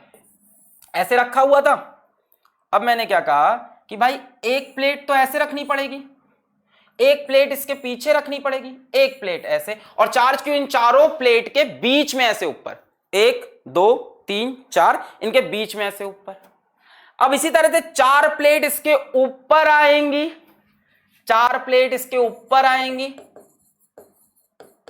4 प्लेट लेफ्ट से आएंगी, 4 प्लेट राइट से आएंगी, 4 प्लेट सामने से आएंगी, 4 प्लेट पीछे से आएंगी। यानी क्यूब जो बनेगा, पूरा सिमेट्री लाना चाहते हो ना इस चार्ज को बीच में, तो 4 प्लेट इधर से, 4 प्लेट इधर, 4 इधर, 4 इधर, बढ़िया बिरयानी खाएंगे सारी प्लेट में। यानी 6 साइड से 4 प्लेट आएंगी। टोटल प्लेट्स कितनी होंगी, टोटल स्क्वायर्स कितने होंगे, टोटल स्क्वायर्स कितने होंगे भाई, 6 तरफ से 4 4 स्क्वायर, यानी 24 स्क्वायर होंगे। बोलो आया 24? अब फील आया 24। भाई 16 के लोग सोच रहे हैं, 4 नीचे, 4 ऊपर, 4 दाएं से, 4 बाएं से, 4 गाय से, 4 भैंस से समझ में आया? ए 4 4 8 4 12 4 16 4 24, सॉरी 4 20 और 4 24। फिर से 4 8 4 12 4 16 4 20 4 24। क्लियर है सबको? अभी एकदम क्लियर है? 24 24। अब एक बात बताओ, फ्लक्स थ्रू दीज 24 स्क्वायर्स, ये 24 स्क्वायर्स के बीच में चार्ज क्यों फंसा हुआ है सिमेट्री से, तो 24 स्क्वायर से फ्लक्स कितना हो जाएगा, क्यू बटे एप्सिलॉन नॉट। ये 24 स्क्वायर का एक क्यूब बना है। एक्चुअल में 6 फेसेस हैं क्यूब के, पर हर फेस में 4 स्क्वायर लग रहा है। बनाना तो क्यूब ही पड़ेगा लास्ट में, है ना। इसका जो गॉसियन सरफेस बनाओगे, वो गॉसियन सरफेस तो क्यूब ही बनेगा। पर दिक्कत क्या है, क्यूब के ईच फेस में लग जाएंगे 4 स्क्वायर, यही तो हुआ है। तो 6 × 4, तो क्यूब से फ्लक्स निकला क्यू बटे एप्सिलॉन नॉट। अब फील आ गई ना? क्या बोल रहे हो, 2 कौड़ी का सवाल क्यू बटे एप्सिलॉन नॉट किससे आया, क्यूब से। तो flux through any one square because of symmetry will be 1/24 Q बटे एप्सिलॉन।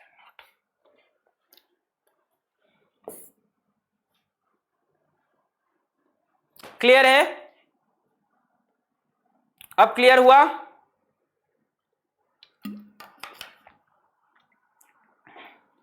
अब क्लियर हुआ? क्लियर? 32 स्क्वायर कैसे सोच रहे हो बताओ, 32 वाला बंदा भी। भाई मैंने ये चीज आपको फील करा दी कि ये जो रखा था इससे L डिस्टेंस आगे पे, फिर हमने बनाया इससे L डिस्टेंस आगे पे एक कॉर्नर के सामने, तो हमने वैसे ही बना दिया एक कॉर्नर सामने, एक स्क्वायर इधर, एक इधर, एक इधर, 4 ऊपर से, 4 इधर से, 4 इधर से, 4 सामने से, 4 पीछे से। 6 ही तो फेस होते हैं क्यूब के, 32 के 8 फेस निकालोगे क्या, 8 चौके 32।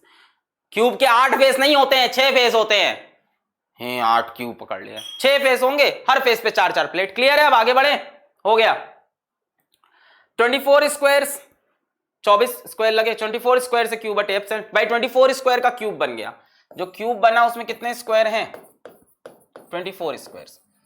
तो फ्लक्स थ्रू क्यूब मान लें या फ्लक्स थ्रू 24 स्क्वायर मान लें, क्यूब बटे एप्सिलॉन 1 स्क्वायर से। इतना क्लियर है अभी?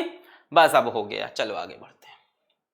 नेक्स्ट सवाल, an infinite uniformly charge sheet with surface charge density sigma. अब आंसर तो इसका ही बता दो कैसे करना है, फिर हालत खराब।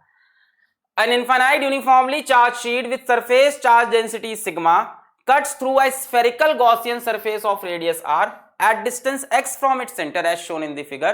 The electric flux through the Gaussian surface is. ये एक स्फीयर है और इसको कट किया है एक प्लेट ने, है ना, एक शीट ने, इसको कट किया है एक शीट ने।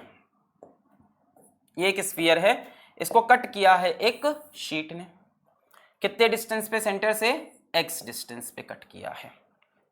ठीक है, ये तो आपको पता ही होगा, सेंटर से आप जब भी एक लाइन जोड़ते हो तो क्या होती है? परपेंडिकुलर होती है। ये डिस्टेंस आधा, ये आधा, इतना तो आपने सर्किल ज्योमेट्री पढ़ी होगी ना भाई। अब ये मत कहना नीट वालों को ही पता होता है इतना तो, कि यहां से x डिस्टेंस पे जाओगे तो ये लाइन दो काम करती है। अगर ये परपेंडिकुलर है तो दिया ये सेंटर से x परपेंडिकुलर, तो ये डिस्टेंस और ये डिस्टेंस क्या हो जाता है? बराबर हो जाता है। ये पढ़ रखा है कि नहीं? हाँ, ये सबने पढ़ रखा है कि अगर यहां से आप ये परपेंडिकुलर गिराओगे तो ये और ये कॉर्ड क्या हो जाती है? बाइसेक्ट हो जाती है। अच्छा, अब बोल रहा है the electric flux through the Gaussian surface. Gaussian surface मतलब स्फीयर, गॉसियन सरफेस मतलब, इनका कहने का मतलब है स्फीयर। फ्लक्स थ्रू स्फीयर, बहुत आसान सवाल। Flux through sphere will be equal to Gauss law, q inside बटे एप्सिलॉन नॉट, क्यू इनसाइड बटे एप्सिलॉन नॉट। क्लियर है? अब इसके अंदर चार्ज कितना है बच्चों? इसके अंदर क्यू इनसाइड कितना है? इसके अंदर ये प्लेट घुसी है। जब प्लेट को स्फीयर के अंदर देखोगे तो काटने में प्लेट कैसी दिखेगी? सर्किल। सोचो, ये स्फीयर है, इसके अंदर आपने, ये स्फीयर दिख रहा है, इमेजिन हुआ, इसके अंदर आपने एक प्लेट घुसा दी, ऐसे एक प्लेट घुसा दी। ये प्लेट को जब स्फीयर के अंदर देखोगे तो एक सर्कुलर प्लेट दिखाई पड़ेगी ना। जब स्फीयर के अंदर इस प्लेट को आप देखोगे, जब स्फीयर के अंदर इस प्लेट को आप देखोगे तो आपको ये सर्कुलर प्लेट दिखेगी कि नहीं, कि रेक्टेंगुलर दिखेगी? बताओ। हाँ भाई, ये स्फीयर है, स्फीयर के अंदर आपने इधर से प्लेट घुसाई तो प्लेट का कितना एरिया इसके अंदर आएगा? ये सर्किल के बराबर स्क्वायर के स्फीयर का एक क्रॉस सेक्शन देख लो। ये स्फीयर है, स्फीयर का एक क्रॉस सेक्शन देख लो। प्लेट तो रेक्टेंगल है, बट कुछ प्लेट इधर से बाहर, कुछ इधर से बाहर, इधर से बाहर, एक सर्किल अंदर कटा हुआ दिखेगा, सर्कुलर सबको दिखने लगा। अच्छा, अब इस सर्किल पे क्या है बच्चों? चार्ज है, और यही है हमारा क्यू इनसाइड। अब ये क्यू पता लगाना है।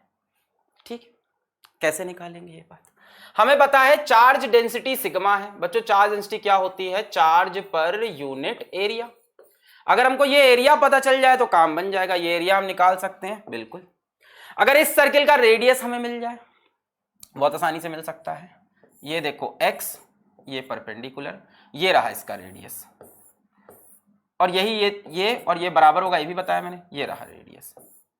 तो इस रेडियस को हम मान लेते हैं स्मॉल आर, इसको स्मॉल आर। ये कैपिटल आर नहीं है, रेडियस ऑफ स्फीयर नहीं है, स्मॉल आर और स्मॉल आर। क्लियर है? अरे मोटिवेशन चाहिए तो तुम लेक्चर देखने क्यों आए हो? मोटिवेशन चाहिए, मोटिवेशन चाहिए, मोटिवेशन चाहिए। पढ़ नहीं रहे, लेक्चर चल रहा है, अभी नहीं पढ़ना है, मोटिवेशन चाहिए अभी इस टाइम। क्या बात का मोटिवेशन चाहिए तुमको? पढ़ाई हो रही है उस टाइम तुम पढ़ाई नहीं कर रहे हो, अभी तुमको मोटिवेशन चाहिए। कितनी तुम गिरी हुई हालत में हो कि सामने टीचर पढ़ा रहा है, लेक्चर सॉल्व करा रहा है, तुमको इस टाइम मोटिवेशन चाहिए, इस टाइम तुमको पढ़ना चाहिए, उसके बाद मोटिवेशन चाहिए। हाँ भाई तो हम क्या बोल रहे थे कि इसका रेडियस स्मॉल आर मान लो। तो बच्चों, स्मॉल आर मानते ही आप लिख सकते हो sigma is equals to q upon circle का एरिया पाई आर स्क्वायर। यहां से क्यू क्या हो जाएगा? Sigma into pi r square. ये कैपिटल आर नहीं है बच्चों, स्फीयर का रेडियस कुछ और, ये तो दूसरा रेडियस है, एक सर्किल ऐसे क्रॉस सेक्शन है सर्किल का। ठीक है, अब इस क्यू को उठा के आप रख दोगे, flux through sphere will be q inside upon epsilon naught. Q inside ये रहा, क्यू इनसाइड कितना है? Sigma pi r square. भाई सिग्मा चार्ज डेंसिटी थी इसके ऊपर, इसका एरिया कितना माना हमने? Pi r square. अब ये आर हमें निकालना है, बहुत आसान है ये आर निकालना, कई लोगों ने निकाल लिया। भाई ये होगा radius of sphere, capital R. इस ट्रायंगल में देख लो, ये एंगल 90 दिया हुआ है, यहां से क्लियर है कि स्मॉल आर का square is equals to capital r का स्क्वायर माइनस एक्स स्क्वायर। सभी को आया? पाइथागोरस थ्योरम, एकदम सिंपल। स्मॉल आर का square is equals capital r square minus x square. खत्म हो गई कहानी। सिग्मा पाई स्मॉल आर की जगह capital r square minus small x square upon epsilon not. खत्म, सबका आ गया। पीसी वर्जन आ जाएगा, मैंने बोला ना पीसी वर्जन आ जाएगा इस वीकेंड में। आ गया सभी का? भाई आपको सिंपल गॉस लगाना था, इन्होंने बोला इसके अंदर एक प्लेट है, अरे रे रे रे रे अच्छी प्लेट का कितना एरिया है, हमने सोचा तो जब प्लेट इसके अंदर से घुस के ऐसे बाहर निकली हुई है तो अंदर तो एक सर्किल ही प्लेट दिखेगी, स्फीयर के अंदर तो कटी हुई सर्कुलर प्लेट ही घुस पाएगी, बाकी एरिया तो बाहर होगा। तो हमने कहा कितना बड़ा सर्किल, हमने कहा इतना बड़ा, इसका रेडियस क्या, हमने कहा स्मॉल आर, हमने कहा इस पे कितना चार्ज होगा, सिग्मा इस चार्ज पर यूनिट एरिया, इसका एरिया कितना माना हमने, pi r square, radius are मान लिया, स्मॉल आर, क्यू हो गया सिग्मा पाई आर स्क्वायर, हमने लिख लिया flux equals q in upon epsilon naught, q in ये हो गया sigma pi r square upon epsilon naught. अब आर स्क्वायर निकालना, ये ट्रायंगल ले लिया, ये radius of sphere, r square equals to r square minus x square, clear है। वाई सिग्मा काय की सिग्मा दे रखा था, सिग्मा कभी पूछ रहा वाई सिग्मा काय की सिग्मा दे रखा था, किसकी, सरफेस चार्ज डेंसिटी सिग्मा है। लास्ट सवाल आज का, consider a sphere of radius r, ये हो गया हो तो मैं आगे चलूं, consider a sphere of radius r, consider a sphere of radius r having charge q coulomb distributed uniformly over the sphere.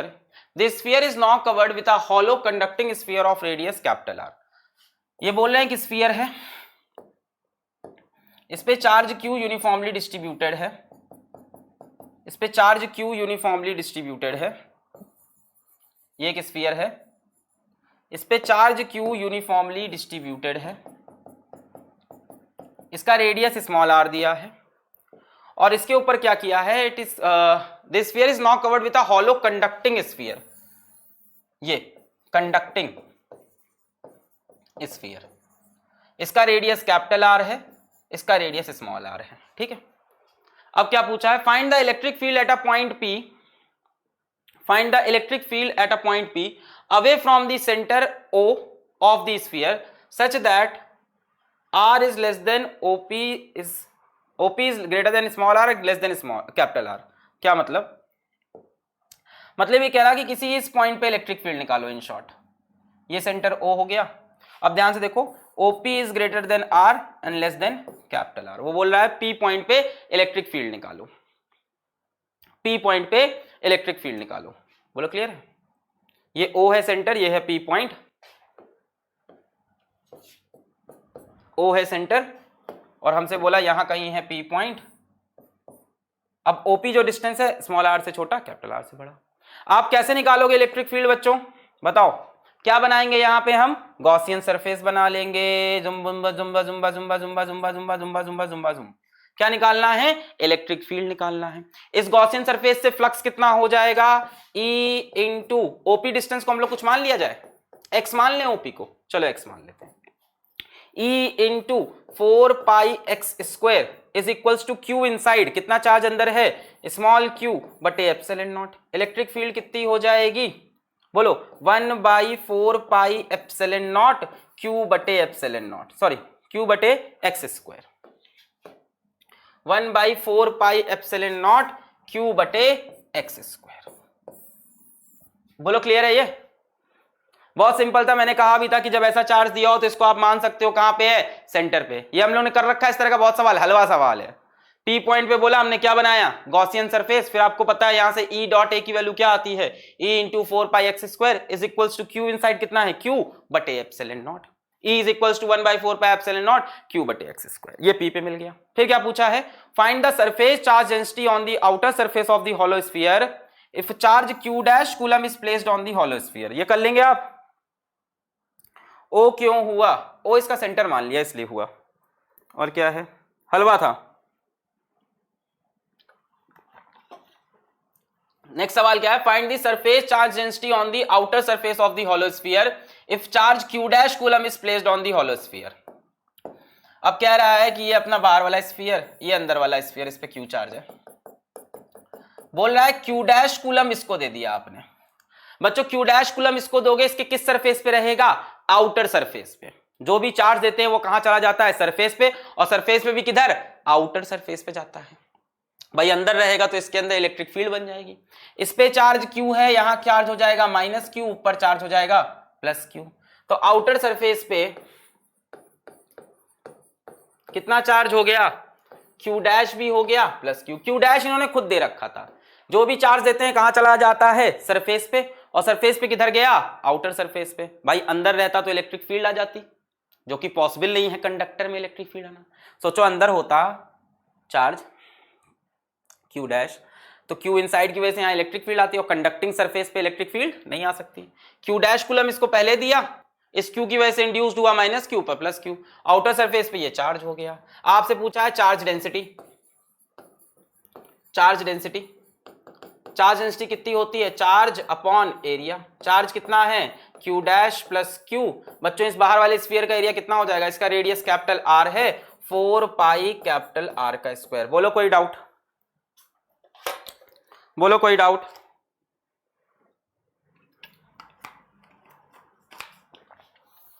Question 10 कई लोग पूछ रहे हैं, क्या है क्वेश्चन 10 भाई? नहीं उठाया है तो आसान सवाल रहा होगा। किस डीपीपी का क्वेश्चन 10, किस डीपीपी का, किस डीपीपी का? डीपीपी बताएं। Question 10 of which DPP? 9 का, DPP number 9, question number 10। 2 3 4 5 6 7 8 9 10। As पर Gauss law electric flux on the close surface due to outside charge is always zero. सही तो दिया है। इलेक्ट्रिक फील्ड नहीं, electric flux due to outside charge तो zero ही होगा ना। क्वेश्चन नंबर 10 बोल रहे हैं कई लोग डीपीपी 9 का, उसमें बोला है कि इंटीग्रल, ये सवाल तो मैंने हटा दिया था, आया भी था मेरे पास डीपीपी में। बोल रहा है कि भाई इसमें जो ऑप्शन करेक्ट है वो है electric flux on the close surface due to outside charge. भाई फ्लक्स तो जीरो होता है, इलेक्ट्रिक फील्ड हो सकती है बाहर वाले चार्ज की वजह से। कॉन्सेप्ट नहीं पढ़ रहे अच्छे से। बाहर ये बोल रहे हैं कि बाहर वाले चार्ज की वजह से क्या अंदर फ्लक्स हो सकता है, बाहर वाले चार्ज की वजह से फील्ड हो सकती है सरफेस पे, फ्लक्स थोड़ी ना हो सकता है, हैं? क्वेश्चन 5, क्वेश्चन 5, 3 4 5, ये हलवा सवाल है, इसमें कुछ कराने लायक नहीं है। What charge will be given to the, balance करने वाला इलेक्ट्रिक फील्ड निकाल लो लीनियर चार्ज की वजह से, हॉरिजॉन्टल शीट ऑफ चार्ज, इसकी वजह से electric field sigma by 2 epsilon not हो जाएगी। उस इलेक्ट्रिक फील्ड में एक चार्ज को बैलेंस करना है तो क्या हो जाएगा, q is equals to mg, खत्म। It does not fall down, mass दिया हुआ है, mg is equals to q, खत्म। ऐसे ही डिस्कस कर सकते हैं। क्लियर है? mg is equals to q. ये समझ में आ गया लास्ट वाला? पहले बोला यहां पे कितनी इलेक्ट्रिक फील्ड, हमने ये बनाया क्यू चार्ज इसके अंदर है तो इलेक्ट्रिक फील्ड ये into 4 pi x square Q बटे एप्सिलॉन नॉट। फिर बाहर वाले सरफेस पे चार्ज पूछा, अगर क्यू डैश दे दिया है, क्यू डैश जो दोगे बाहर चला जाएगा, प्लस क्यू की वजह से माइनस क्यू, फिर ऊपर भी प्लस क्यू। क्लियर है? अच्छा, क्या तुम लोग चाहते हो कि मैं तुम्हें सॉलिड एंगल का कुछ थोड़ा बहुत कहानी बता दूं? क्या आप ये चाहते हैं कि मैं आपको सॉलिड एंगल की थोड़ी बहुत कहानी बता दूं, बहुत डिटेल में नहीं, एक बेसिक बेसिक चीजें बता दूं? हाँ या ना? Yes yes yes. जो लोग चाहते हैं फेवर में वो बोलेंगे जय बबीता जो लोग फेवर में हैं वो बोलेंगे जय बबीता, जो लोग फेवर में हैं वो बोलेंगे जय Babita. Yes no yes no yes no yes no. जो लोग फेवर में हैं वो बोलेंगे जय बबीता। जय बबीता वाले कमेंट बहुत ही कम दिख रहे हैं। चलो ठीक है, जो बोर्ड वाले बच्चे हैं वो जा सकते हैं, मैं पढ़ाऊंगा यहाँ पे सॉलिड एंगल थोड़ा बहुत, ठीक है? थोड़ा बहुत कॉन्सेप्ट दे देते हैं आपको सॉलिड एंगल का। बोर्ड वाले बच्चे जा सकते हैं, सॉलिड एंगल का टॉपिक वैसे बोर्ड में भी नहीं है, वैसे जेई में भी नहीं है वैसे तो, फिर भी मैं आप लोग बता देता हूँ। कई बच्चे रिक्वेस्ट कर रहे हैं बहुत दिन से, जय बबीता, हाँ जय बबीता है, जय महाराष्ट्र है, जय इंडिया। अरे बाप रे, सॉलिड एंगल में आ जाते हैं। देखो सॉलिड एंगल क्या होता है बच्चों, सॉलिड एंगल क्या, हाँ हाँ समझ गए, आ जाओ, हाँ समझ गए सॉलिड एंगल क्या होता है? Solid angle, solid angle is uh, अब जो लोग रुके हैं मेरे ख्याल से वो काफी कुछ पढ़ के रुके होंगे, तो मैं थोड़ा इसमें चीजें स्किप करूंगा, समझते जाना। Solid angle is a 3D angle, is a 3D angle subtended by, या enclosed लिख लो subtended की जगह, is a 3D angle enclosed by the surface of a cone at its vertex। ठीक है, ठीक है। सॉलिड एंगल के बारे में मेरे पास जितनी इंफॉर्मेशन है मैं दे रहा हूं, बहुत इंपॉर्टेंट टॉपिक नहीं है, ठीक है? क्या है? Solid angle is a 3D angle enclosed by the surface of a cone at its vertex. ऐसे देखो, ये मान लो कोन है, ये कोन का सरफेस, ये इसका वर्टेक्स होता है बच्चों कोन का, कोन का जो सरफेस है वो वर्टेक्स पे कितना 3D एंगल बना रहा है। बड़ा ही अजीब सा कॉन्सेप्ट है 3D एंगल, है ना। कैसा एंगल? 3D angle. ये जो एंगल बन रहा है, ये एंगल, इसको बोलते हैं सिग्मा या सॉलिड एंगल। सर कैसे होगा ये एंगल? जरा सोचो आराम से कि यहां एक कोन रखा है ऐसे, ये सरफेस ऑफ कोन, और ये देखो ये जो एंगल बना, ये कमल के फूल जैसा ऊपर कोन है, ये जो पूरा एंगल बना नीचे ऐसे पूरा ऐसे, ये एंगल ऐसे 3D में है, ये इसके ऊपर जो ऐसे पूरा ये एंगल बना है, इसको हम लोग बोलते हैं सिग्मा या सॉलिड एंगल। ठीक है, ये स्फीयर में भी हो सकता है, ये स्फीयर में भी हो सकता है और कोन में भी हो सकता है। Solid angle is a 3D angle enclosed by surface of a cone at its vertex, enclosed by surface of cone at its vertex। कैसे हुआ होगा इसको और इमेजिन करो थोड़ा सा। ये मान लो अपना कोन है,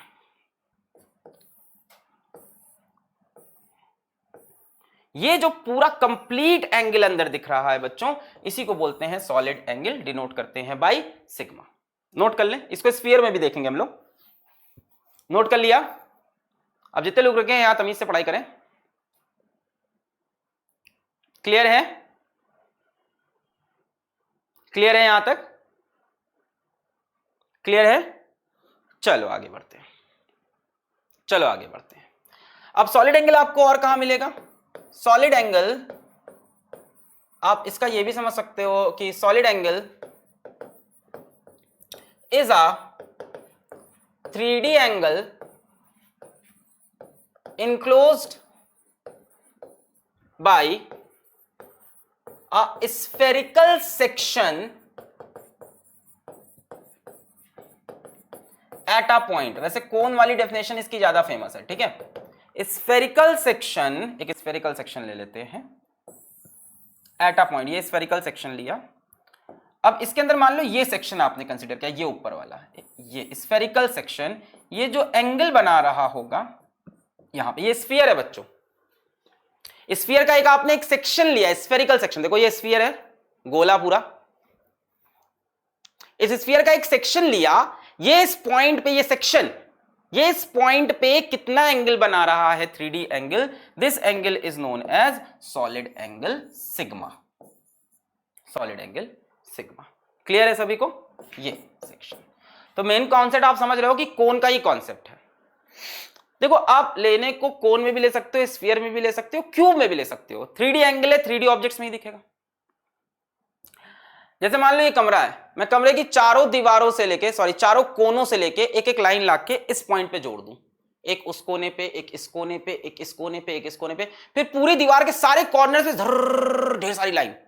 इमेजिन करो, थोड़ी देर चैट छोड़ो, यहां पे एक पॉइंट है और ये मेरे पास कोने हैं, यहां से 1 2 3 4 5 6 7 8 9 ऐसे धुर्र पूरी।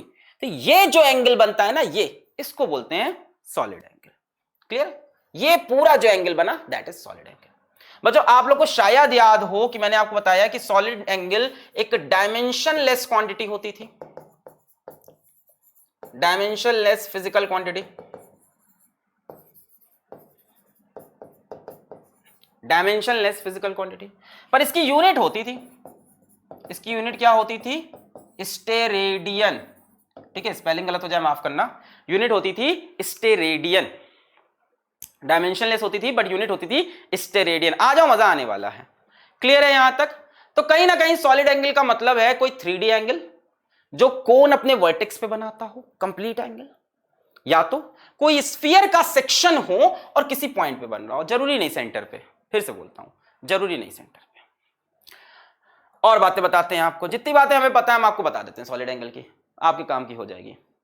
मैं फिर से बता रहा हूं, इसको मैंने 2-3 साल से 4 साल से पढ़ाया नहीं है, पर जितनी बातें हमें पता है वो मोर देन सफिशिएंट है। आगे बढ़ो।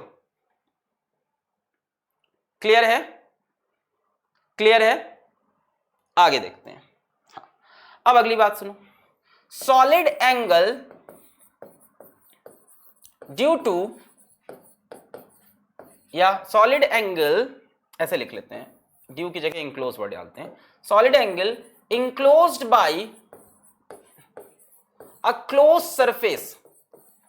क्लोज सरफेस है, सब लोग को गॉस लॉ समझ में आ रहा होगा, या क्लोज सरफेस से आप 3D सरफेस भी सोच सकते हो, 3D body, solid angle enclosed by a close surface या 3D बॉडी। ठीक है, अब ये कितना होता है ये आपको थोड़ा सा याद करना पड़ेगा। ये मान लो पूरा स्फीयर है, तो स्फीयर के सेंटर पे जो कंप्लीट एंगल बनेगा, देखो ऐसे ऐसे ऐसे इधर पूरा जो एंगल बना, that complete angle sigma will always be बच्चों 4 पाई। अभी थोड़ी देर बाद समझाएंगे कैसे, अभी पहले पकड़ लो, थोड़ी देर बाद थोड़ा बहुत आपको हम समझाने की कोशिश करेंगे कैसे। कंप्लीट एंगल जो बनता है किसी भी क्लोज सरफेस में, दैट इज 4 पाई। इसका डेरिवेशन करा पाना हमारे सिलेबस के बाहर चला जाएगा, समझाने की कोशिश थोड़ी बात करेंगे, अभी पहले इतना समझो। कोई भी क्लोज सरफेस है तो वो अपने सेंटर पे हमेशा कितना सॉलिड एंगल बनाएगा, 4 पाई। स्फीयर ले लिया, मान लो क्यूब ले लिया,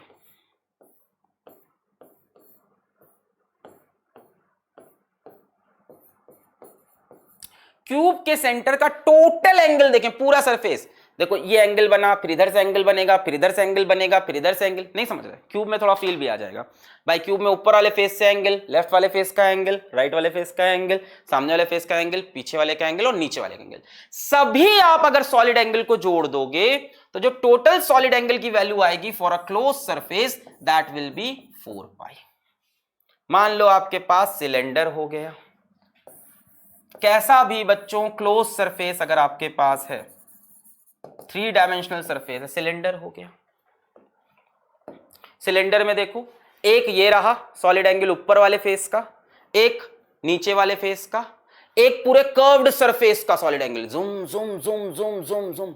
अगर पूरे सॉलिड एंगल को इसके लिए भी हम जोड़ें तो एट सेंटर इसका भी सॉलिड एंगल विल बी 4 पाई। तो एक बात आपको याद रखनी है, solid angle enclosed by any close surface is always 4 pi, is always 4 pi by any close surface is always 4 पाई। अब देखो पढ़ नहीं रहा, मैंने जब कहा कि सॉलिड एंगल पढ़ा दूं तो कोई पढ़ नहीं रहा है।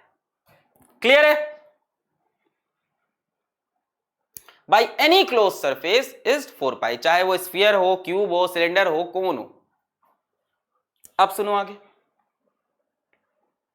आगे बढ़े। फॉर्मूला क्या है सर सॉलिड एंगल का, ये समझते हैं। आओ, कैसे निकलता है सॉलिड एंगल, ये आया कैसे होगा, थोड़ा सा इसका आइडिया देते हैं कि ये आया कैसे 4 पाई, कैलकुलेट कैसे करते हैं सर सॉलिड एंगल, तो ये भी बताते हैं आपको। Calculation of solid angle, calculation of solid angle. बच्चों मान लो यहां कोई छोटा सा एरिया है, मान लो यहां कोई छोटा सा एरिया है डीए, ठीक है, इसका एरिया वेक्टर बनाते हैं, बल्कि कोई छोटा सा एरिया है और जिसका एरिया वेक्टर है डीए, छोटा सा एरिया, तो एरिया वेक्टर ऐसे बन जाएगा डीए। हमने कहा ये एरिया किसी गिवन पॉइंट पे कितना सॉलिड एंगल बना रहा, ये किसी गिवन पॉइंट पे ये कितना सॉलिड एंगल बना रहा, what is this solid angle हमें निकालना है। ये छोटा सा सॉलिड एंगल है, इस छोटे से सॉलिड एंगल को हमने बोला डी सिग्मा, सिग्मा से डिनोट करते हैं, छोटा सा सॉलिड एंगल डी सिग्मा। और मान लेते हैं ये आर डिस्टेंस दूरी पे है। अब बच्चों क्योंकि ये बहुत छोटा है तो r r r r r सब बराबर होंगे, ये मत कहना कि ये कम ये ज्यादा, समझ रहे हो, बहुत छोटा, डीए बहुत छोटा एरिया से इनफाइनाइटली स्मॉल, इतना छोटा एरिया, तो ये भी आर होगा, ये भी आर, ये भी आर, ये भी आर। अब ध्यान देना कि यहां डी सिग्मा का फॉर्मूला क्या है। हम क्या करेंगे, डीए का एक कंपोनेंट लेंगे अलोंग आर, डीए का एक कंपोनेंट अलोंग आर हमने लिया, इसको मिटाते हैं, इसको मिटाते हैं, डीए का एक कंपोनेंट लिया अलोंग आर,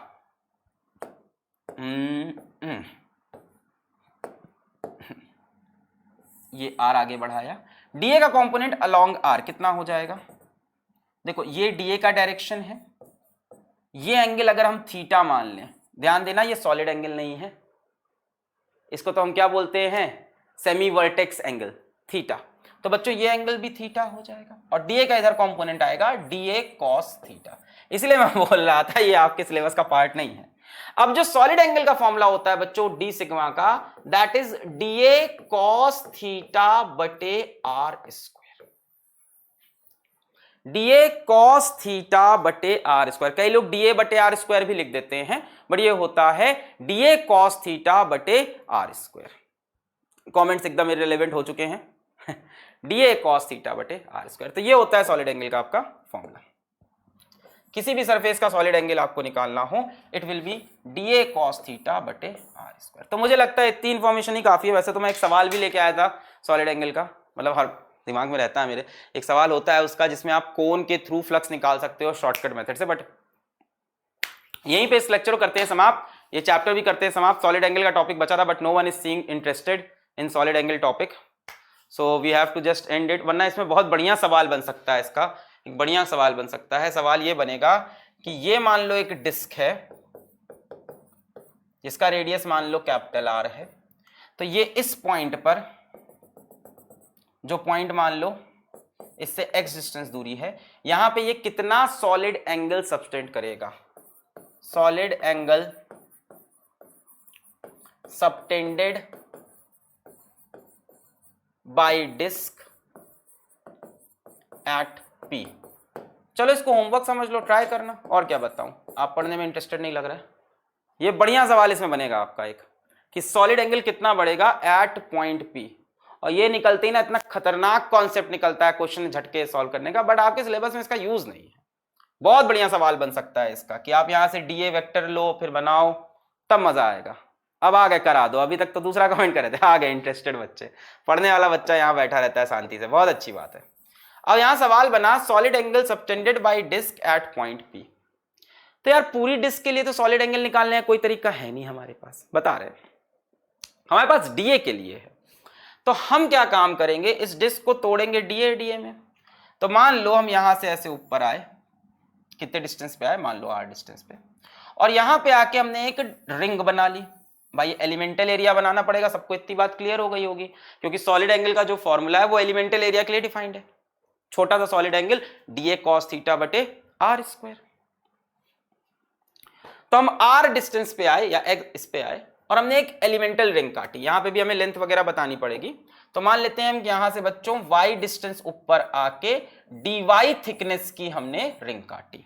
y डिस्टेंस ऊपर आके हमने dy थिकनेस की एक रिंग काट ली, ठीक है।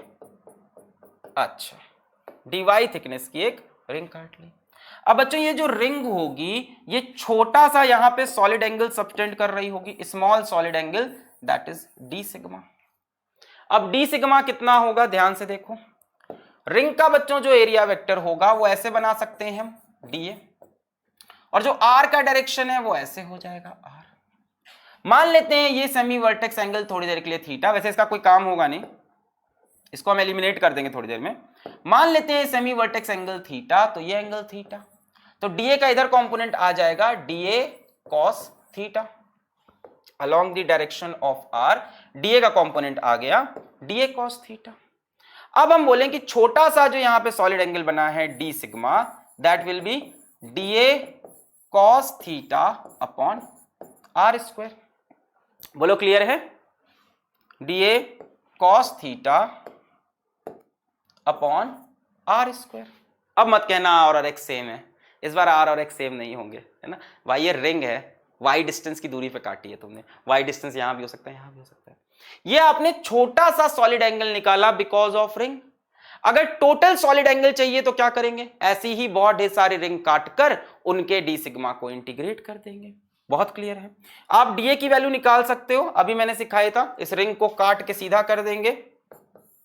ये इसकी लेंथ कितनी हो जाएगी 2 पाई y, और इसकी थिकनेस कितनी हो जाएगी dy। यहां से बच्चों इसका एरिया कितना हो जाएगा, लेंथ इंटू ब्रेथ। ये मिल गया आपको, तो आप रख सकते हो d sigma is equals to d a, sorry d sigma is equals to d a कितना है 2 pi y d y. Cos theta कितना हो जाएगा, यहां से बताओ, बेस अपॉन हाइपोटेन्यूज, x बटे r, और नीचे आर स्क्वायर और है। डीए की जगह 2 pi y d y, length into breadth, इसको काट के बाहर निकाल लिया, length into breadth. Cos theta क्या हो गया, बेस अपॉन हाइपोटेन्यूज, x बटे r, और नीचे ये आर स्क्वायर भी है, यानी r square. So d sigma की वैल्यू हो गई 2 pi y d y x upon r cube. ठीक है, क्या हम इस आर को अब हटा भी सकते हैं? इस तरह के सवाल आपने किए हैं, आपको यहां से साफ साफ दिख रहा होगा, यहां से साफ साफ दिख रहा है r square is equals to x square plus y square. तो आप आर को हटा सकते हो, या आर को हम लिख सकते हैं क्या, x square plus y square की पावर हाफ। ऐसे तो आपने रिंग वगैरह में कई बार एक्सप्रेशन देखे हैं।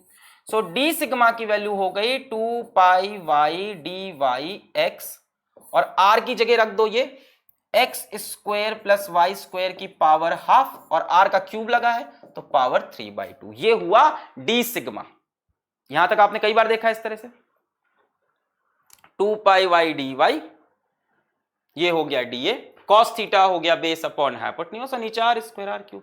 आर क्या है, x square plus y square. थोड़ा थोड़ा भूल रहा हूं मैं, ये सवाल एक जमाने में कराते थे, बड़ा इंपॉर्टेंट होता था भाई, इसको मैं 3 साल से नहीं पढ़ाया कोचिंग में भी। R is equal to x square plus y square की पावर हाफ, उसको मैंने यहां रखा, और क्यूब भी ला रखा है, तो 3/2। ये हो गया डी सिग्मा। अब बच्चों आपको टोटल सिग्मा चाहिए, इतना नोट कर लो, फिर इंटीग्रेट कर दिया जाए।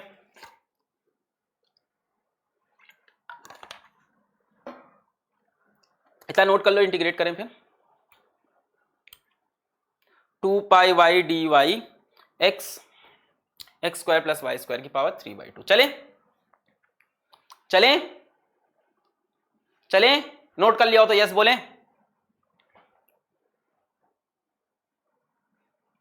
यस हो गया, चलो आगे बढ़ते। 2 pi y d y x, हाँ, तो टोटल जो अपना, नहीं टोटल नहीं आया अभी, तो अपना जो डी सिग्मा आया वो आया है 2 pi y d y into x upon x square plus y square की पावर 3/2। अब बच्चों इसमें से वेरिएबल क्या है, सिर्फ y, x वेरिएबल नहीं है, ध्यान से देखो, x तो पहले से डिसाइडेड था, सिर्फ y वेरिएबल है, x तो पहले से फिक्स्ड है। y को वेरी करना है हमें कहां से कहां, y इज इक्वल्स टू 0 से y is equals to r तक, पूरी डिस्कवर हो जाएगी। अच्छा, तो sigma is equals to integration of d sigma, आप इसको इंटीग्रेट करोगे 2 pi y d y x upon x square plus y square की पावर 3/2। कहां से कहां वेरी करना है, 0 से लेके r। अब इसमें बच्चों x कांस्टेंट है, ध्यान से देखो, x जो डिस्टेंस है वो कांस्टेंट है, तो x को भी बाहर ले सकते हैं। 2 पाई वाई बाहर, सॉरी 2 पाई x बाहर, अंदर क्या बचा, integration of y d y upon x square plus y square की पावर 3/2, 0 से लेके r तक। अब बच्चों ऐसे एक्सप्रेशन को इंटीग्रेट कैसे करेंगे, इसके लिए लगाना पड़ेगा हमको substitution method. Let x square plus y square is equals to 2 square, दोनों तरफ डिफरेंशिएट कर दो, x कांस्टेंट, इसका डिफरेंशिएशन 0, y स्क्वायर का 2y dy, t स्क्वायर का 2t dt, 2 कैंसिल। अब यहां पे पुट कर दो, sigma is equals to 2 pi x integration of y d y की जगह टी डी टी, नीचे x square plus y square is equals to t square की पावर 3/2, तो टी क्यूब। बोलो आया, सब्स्टिट्यूशन मेथड से ही इंटीग्रेट होगा ये, ठीक है। यहां पे x क्यों बाहर लिया, x कांस्टेंट था, y dy upon x square plus y square power 3/2। इसको इंटीग्रेट करना है तो x square plus y square को टी स्क्वायर मान लो, दोनों तरफ डिफरेंशिएट कर दो, x constant differentiation 0, y square का 2y dy, t स्क्वायर का 2t dt, 2 कैंसिल। सांप वाली कहानी आएगी, थोड़ा और झेलो। तो y dy की जगह t dt रख दिया, और x square plus y square की जगह टी स्क्वायर रखा, x square plus y square t square, square square cancel, t cube. बच्चों यहां t से ये t कैंसिल होगा, तो हमें मिलेगा 2 pi x integration of dt upon T square, ये बचेगा। बच्चों 1/t स्क्वायर का इंटीग्रेशन होता है -1/t, ये इंटीग्रेशन आएगा -1/t, है ना। 1/x स्क्वायर का इंटीग्रेशन क्या होता है, -1/x। मजा आ गया ना, अब समझ में आ रहा है, जो लोग पढ़ रहे हैं ध्यान से समझ रहे हैं क्या मिल गया। अब बच्चों t की वैल्यू क्या होगी, यहां से देखो t की वैल्यू आप पुट कर सकते हो, t की वैल्यू हो जाएगी √x square plus y square, put कर देते हैं। Sigma is equals to 2 pi x, और t की जगह माइनस भी बाहर लेते हैं, 1/√x² प्लस y²। कहां से कहां इंटीग्रेशन था? 0 से r तक, 0 से r तक। तो एक बार इसमें r रख दो y की जगह, एक बार 0 रख दो। नेक्स्ट पेज पे चलें, नोट कर लिया, नेक्स्ट पेज पे चलें।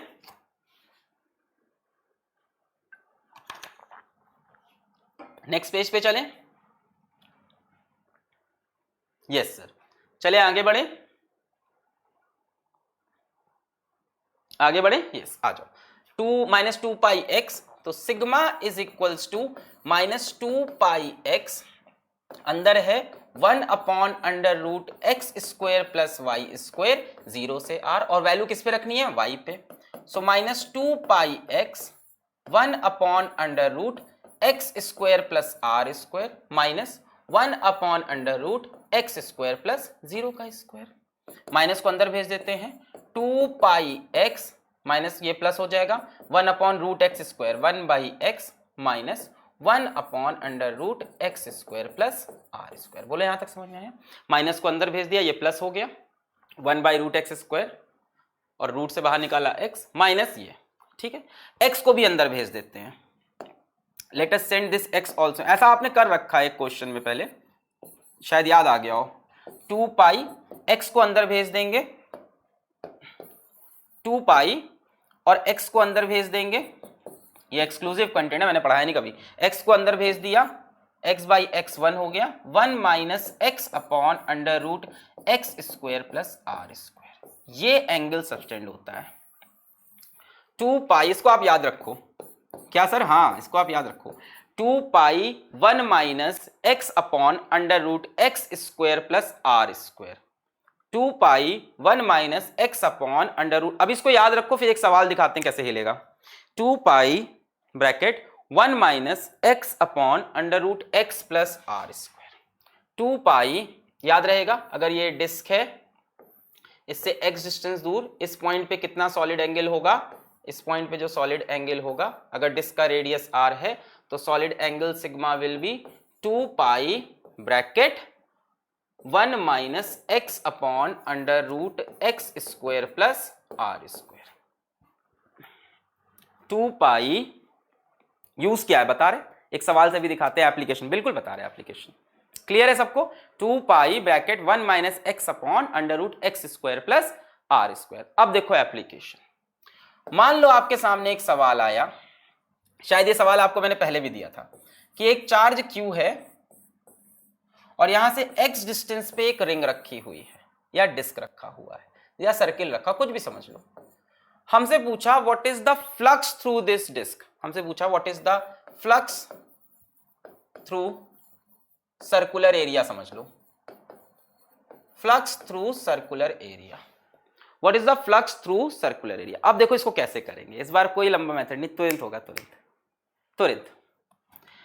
बच्चों इस Q चार्ज के अबाउट अगर हम सिमेट्री बनाए तो एक स्फीयर बनेगा। ध्यान सुनो, तुरंत खत्म हो जाएगा सवाल। पूछा है कितना फ्लक्स निकला सर्कुलर से, अगर Q के अबाउट, भाई पॉइंट चार्ज के अबाउट सिमेट्री क्या होगी? पॉइंट चार्ज के अबाउट जो सिमेट्री होगी वो एक स्फीयर बनेगा, ठीक है। और उस स्फीयर में से जो टोटल फ्लक्स निकलेगा that will B Q/ε0। Sphere में से टोटल फ्लक्स निकलेगा। समझ नहीं आ रहा है तो मैंने बोला, तो भाई कॉन्सेप्ट आपके बोर्ड में भी नहीं है, जेई में भी नहीं है, तो इसलिए तो मैं बोल रहा हूं, ध्यान से थोड़ा चलना था, इंटीग्रेशन वगैरह था, ये हुआ 2 पाई। अभी ये समझ लो कि इतना एंगल होता है कोन का, इतना एंगल होता है एक्स डिस्टेंस पे, 2 pi 1 minus x/√x plus r², 2 pi 1 minus x/√x² plus r²। अब मैंने बोला कि अगर Q के अबाउट सिमेट्री सोचो तो क्या होगा? स्फीयर होगा, और स्फीयर में से टोटल फ्लक्स होगा Q/। भाई एक सवाल ना, कुछ इंटीग्रेशन नहीं करेंगे, तुरंत हिलेगा ये, अगर ये फॉर्मूला याद है, 2 pi 1 minus x/√x² plus r², total flux इतना होगा, बिल्कुल होगा। बच्चों एक बात बताओ, जब आप स्फीयर की बात कर रहे हो मेरे से, जब आप मेरे से स्फीयर की बात कर रहे हो तो उस टाइम सिग्मा की वैल्यू कितनी होगी? 4 पाई। भाई इस चार्ज Q के अगर 3D में पूरा एंगल देख लो तो कितना है? 4 पाई। इस चार्ज Q की वजह से टोटल फ्लक्स कितना निकल रहा होगा? इस चार्ज Q की वजह से टोटल फ्लक्स कितना निकल रहा होगा? Q/ε0। और वो कितने एंगल पे निकल रहा होगा 3D में? 4 पाई पे, चारों डायरेक्शन में, चारों क्या जितने डायरेक्शन है हर तरफ, तीनों डायरेक्शन, मतलब पूरे 3D में हर तरफ जा रहा होगा। और वो किससे निकल रहा होगा? एक स्फीयर से। अगर हम इमेजिन करें तो इस स्फीयर के थ्रू जो टोटल फ्लक्स निकलेगा सारे डायरेक्शन से, दैट विल बी Q बटे एप्सिलॉन नॉट। और बच्चों यहां पे ये कितना सॉलिड एंगल होगा? ये सॉलिड एंगल क्या 4 पाई नहीं होगा?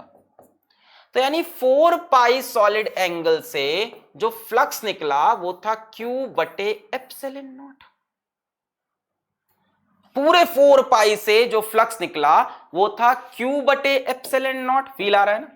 पूरे 4 पाई से जो फ्लक्स निकला वो था Q बटे एप्सिलॉन नॉट। ठीक है, इस चार्ज के अबाउट टोटल एंगल जो है 3D में वो 4 पाई है और उससे फ्लक्स निकलता है Q बटे एप्सिलॉन नॉट। तो बच्चों अगर ये एंगल अपना सिग्मा है तो सिग्मा से कितना फ्लक्स निकलेगा बता सकते हैं? 4 पाई से इतना, इस चार्ज के अबाउट पूरा 3D में 4 पाई से Q बटे एप्सिलॉन नॉट। तो सिग्मा से कितना हो जाएगा? Q बटे epsilon not into 1/4 pi multiplied by sigma होगा। फील आ गया? आ गया। अब कितना फ्लक्स हो जाएगा? Q बटे एप्सिलॉन नॉट इंटू 1/4 पाई, और सिग्मा की वैल्यू कितनी है? 2 pi 1 minus x upon under root x square plus r square. यहां से पाई पाई कैंसिल, 2 से 4 कैंसिल, Q बटे 2 epsilon naught 1 minus x upon under root x square plus r square. इसी सवाल को मैंने जब होमवर्क में दिया था, मैंने कर भी दिया था, उस पीपीटी में मैंने सॉल्व करके भी दिया था नोट्स में, तब मैंने इसी पे इंटीग्रेशन किया था। अगर आपको ये चीज याद हो कि जो यहाँ पे सॉलिड एंगल बनता है वो कितना बनता है? 2 pi 1 minus x upon under root x square plus r square, बस ये याद हो इसका सॉलिड एंगल। तो आपको पता है चार्ज की वजह से टोटल फ्लक्स कितना होगा? Q by epsilon not. और वो कितने सॉलिड एंगल में से निकल रहा होगा? 4 पाई।